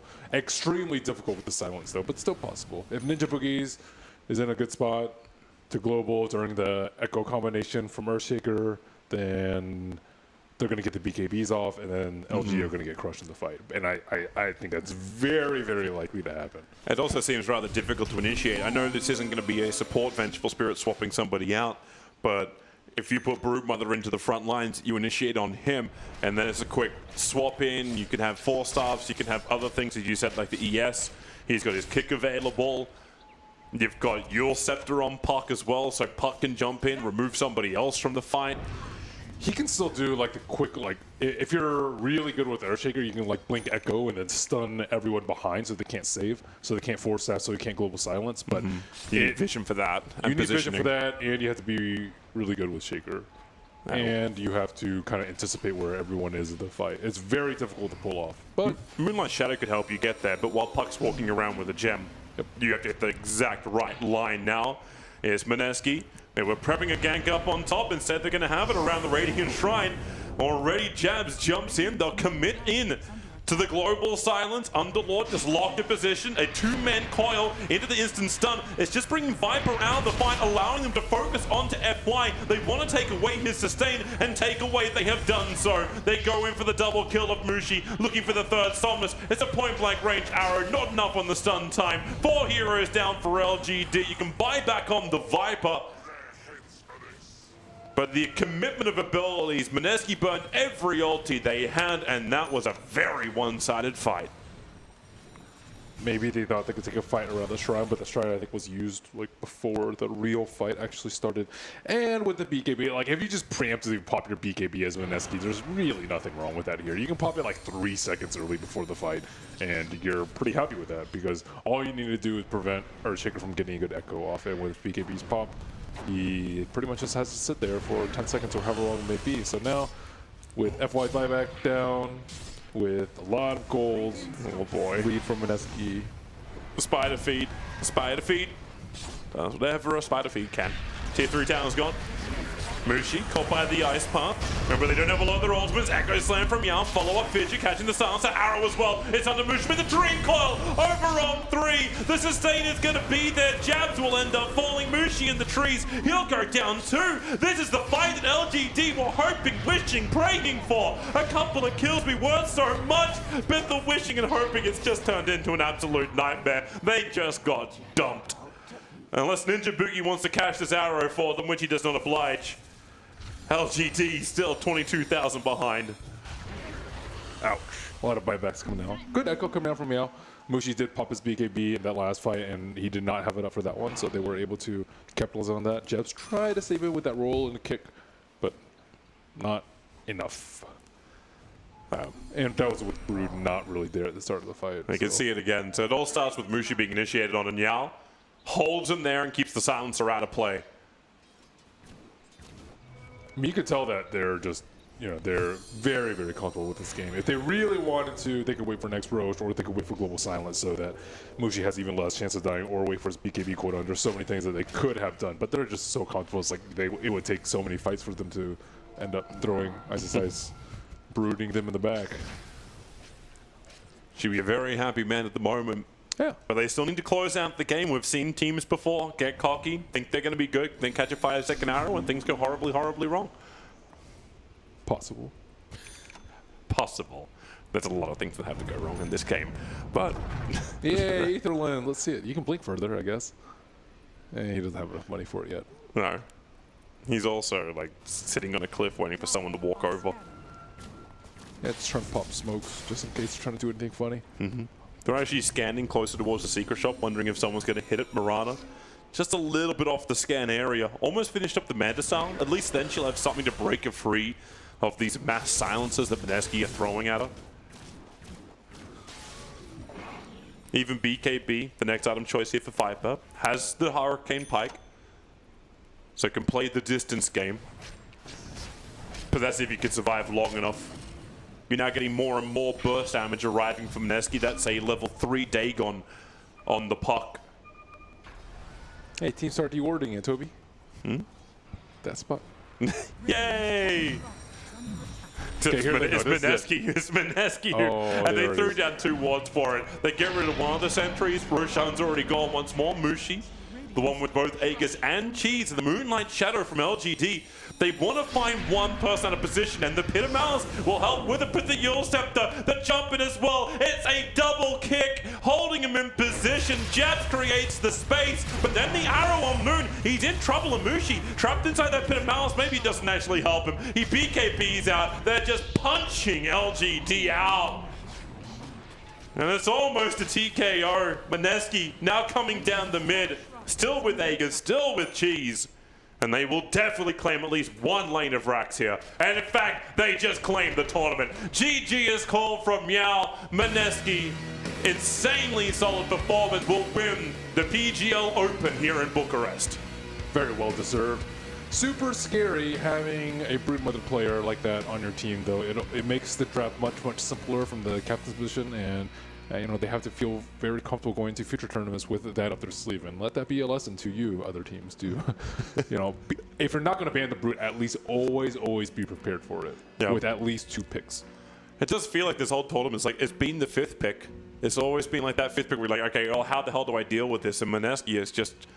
They've had that down pat, and they've executed it beautifully. You go through their entire lineup, and from, like, you can always obviously highlight the Monkey King. You can highlight a lot of the heroes that Ice has played in the off lane. Mushi's been very stable with his performance, but the support heroes also been really on the money. Ninjabuki and Jabs, especially Jabs for me, has just been a real nuisance to every single team. Their rotations have been on point. Moon's been solid in the mid. Overall, just as a great team, they look very synergized. Yeah, I think everyone on their team has had at least one like really good game where you could call them the MVP. So, I mean, Ninjabuki probably the one that's been hailed the least just because he's position 5, but his silencer play and his timing for his global silencers have just won them a lot of team fights and allows the team to play the way they do. But they should feel very happy. We're getting close to the tail end of the patch. There will be, one more tournament on this patch, but still we have interesting drafts. So that's great. That's a good thing. I love this. Yeah, I love it for them in the future. Is the fact that they've got a team synergy working. They can actually work with the new patch, and you always know ISSI is going to find something to break in the patch. But that's going to be for the next tournament. This one, it belongs to Mineski, and we'll come back to wrap everything up in just a bit with Paul and the boys.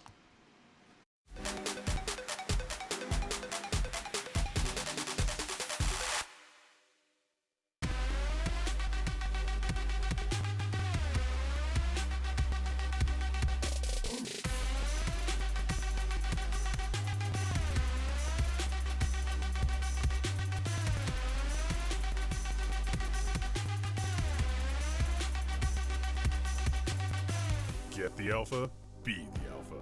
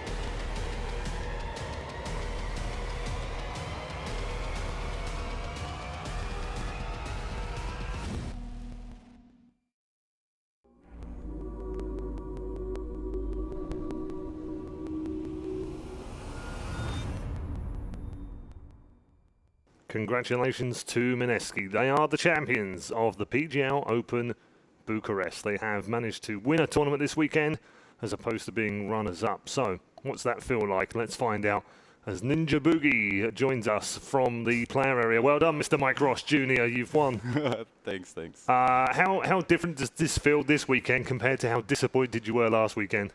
I mean, last weekend was really a disappointment. You know, we're against Liquid. You know, it's a learning experience, and I think we put up a good fight.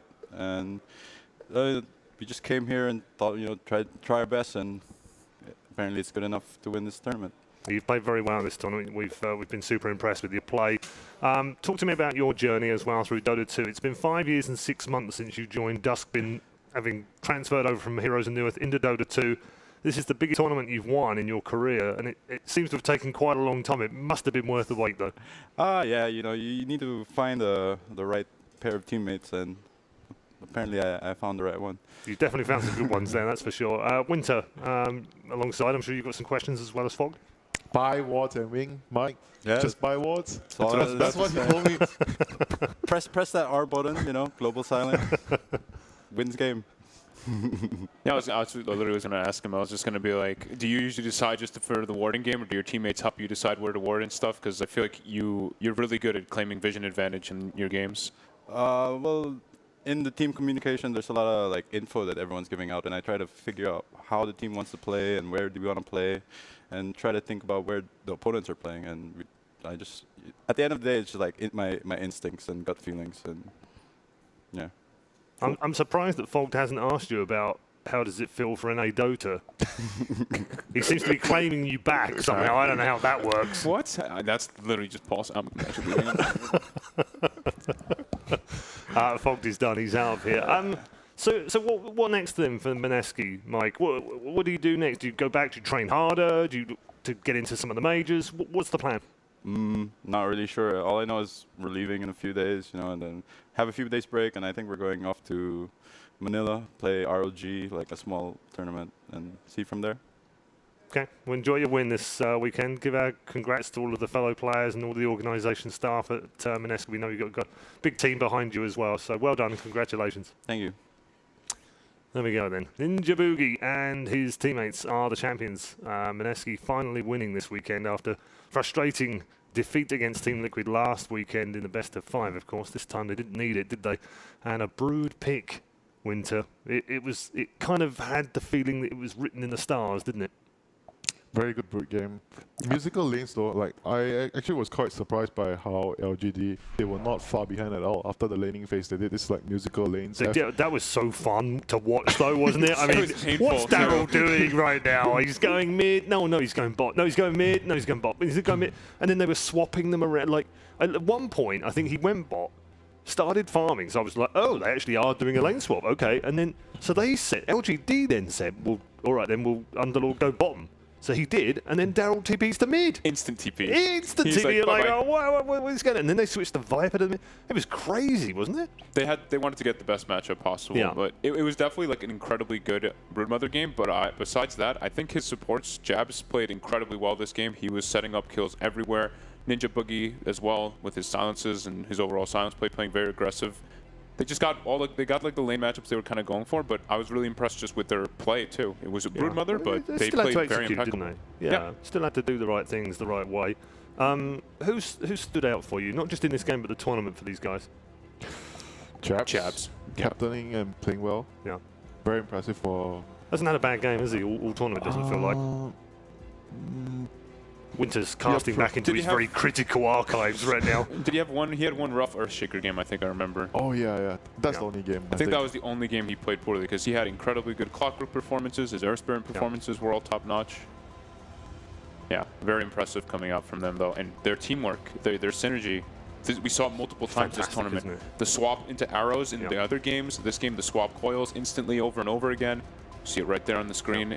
They just had very high execution. I think the other thing, Winter, in this as well, several games that they've had very good decision making, haven't they?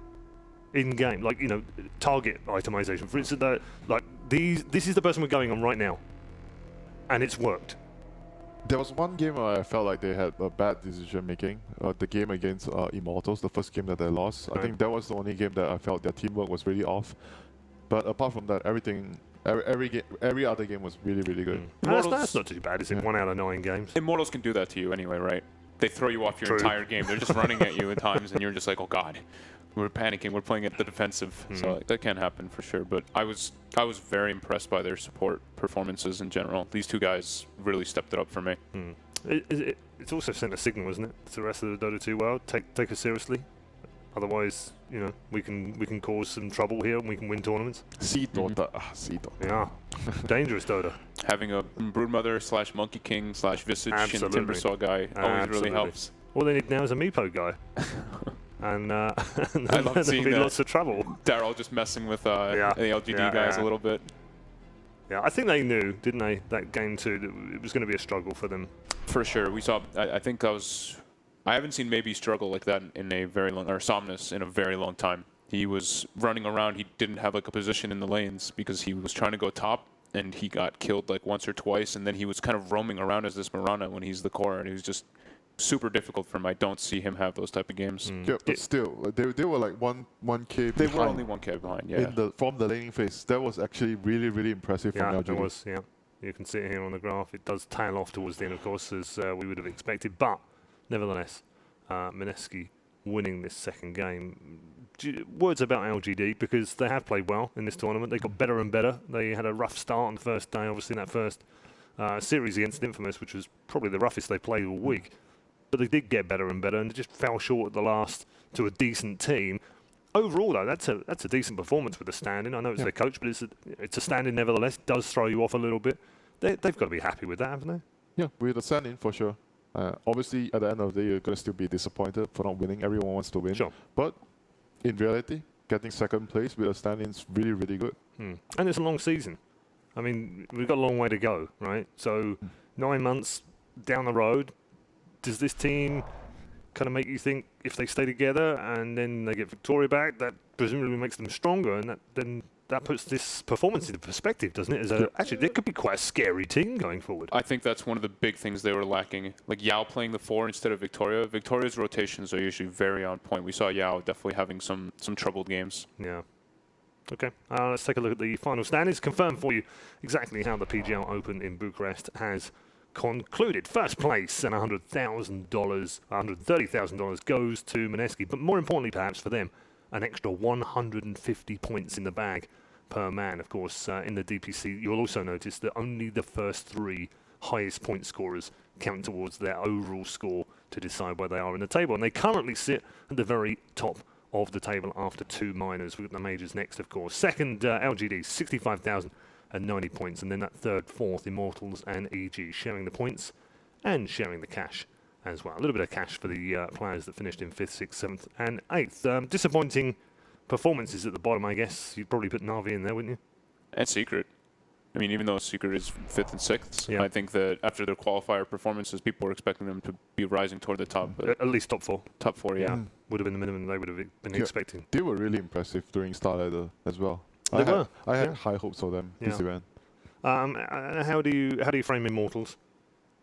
I think they're a very strong team. Top 4, good performance, solid performance, but there were some spectacularly good performances and some pretty spectacularly bad performances in there. They need to kind of narrow that gap a little bit, don't they? That's what we talk about with them all the time, though, right? They have their very high ceilings and their very low lows. They just need to get it a little bit more together, fix their drafting some of the times. Can you actually narrow that down? I think that's their identity. Is it the DNA? That's how they play. Sometimes they beat anyone on a really good day, but some days they can lose to anyone. You don't think they can remove that? I'm not sure. Or do you think if they try, they then actually take away some of their ceiling? When you look at Kyobe, it's just like, that's just how he plays. You have to live with it if you're supporting his team. Sometimes you win, sometimes you lose. Yeah, well, it's always Febby's fault if he dies anyway. So he said. Yeah, he told us that. We just have to go along with what he said. We can't, can't decide otherwise. Can't blame Kyo. He's the guy who carries me. Absolutely, yeah. No, got to support the carry by dying. Overall performances, though, I think we'd have to say we'd give it to Mineski anyway. They have been the best team here. Yeah, definitely Mineski. I think, we said it, like Jab's standout performance in this tournament. And it's Starlighter. I thought he was incredibly good at Starlighter for them too. So he's just been up on the rise. And he just hit 9K as well, right? Yep. Well, It's kind of like an MMR birthday for him, isn't it? a little bit, right? Yeah, 9K, wins a tournament. All is good in the world. Feels good for Mineski. Does indeed. Thank you very much, gents. It's been a pleasure, as always, working with you. And everyone that's been on the show, of course. It's fantastic for me personally to be back doing some Dota 2 as well. I have absolutely missed doing it. It's been a fantastic 4 days at the PGL Open Bucharest. But like all good things, it has come to an end. The last words, however, belong to one team and one team alone. They are the champions here in Bucharest. Well done, Mineski.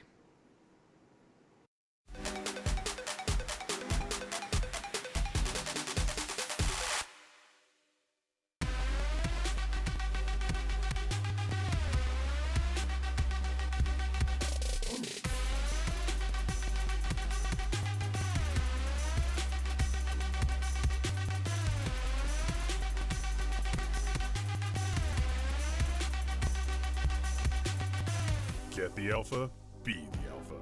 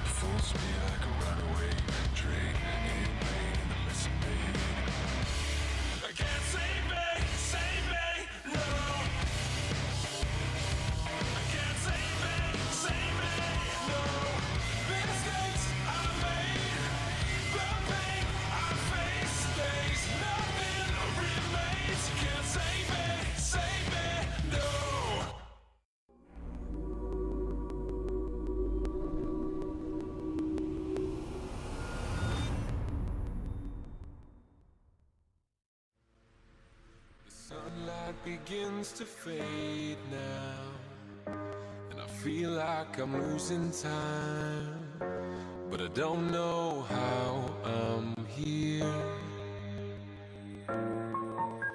The sunlight has turned to gray, and I feel like I'm losing love again. I don't know how I'm here.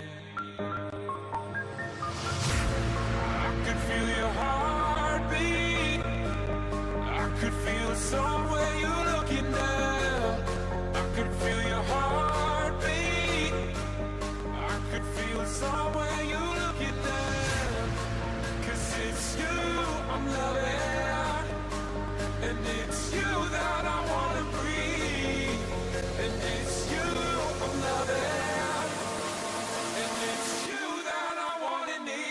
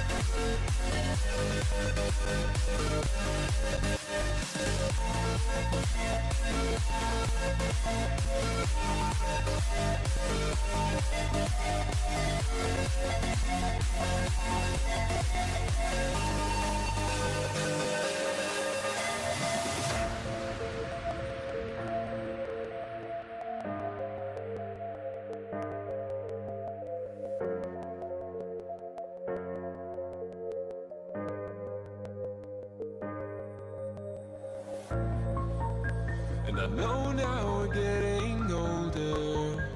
The world we built is slipping through our fingers. We're running out of time. But you are the one I've chosen, and I won't lay still, living left behind. imprisoned by this love. I could feel your heartbeat.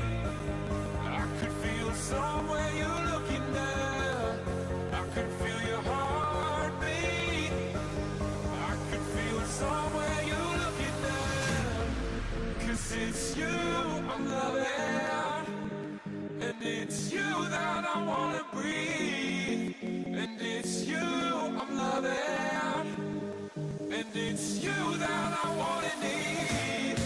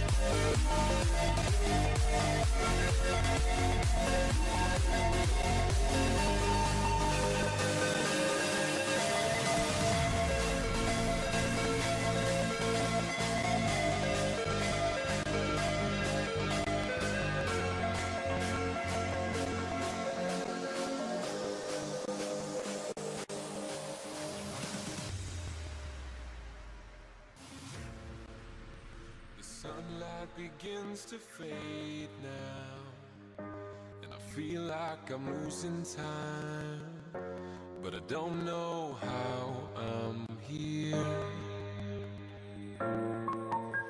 The sunlight has turned to gray, and I feel like I'm losing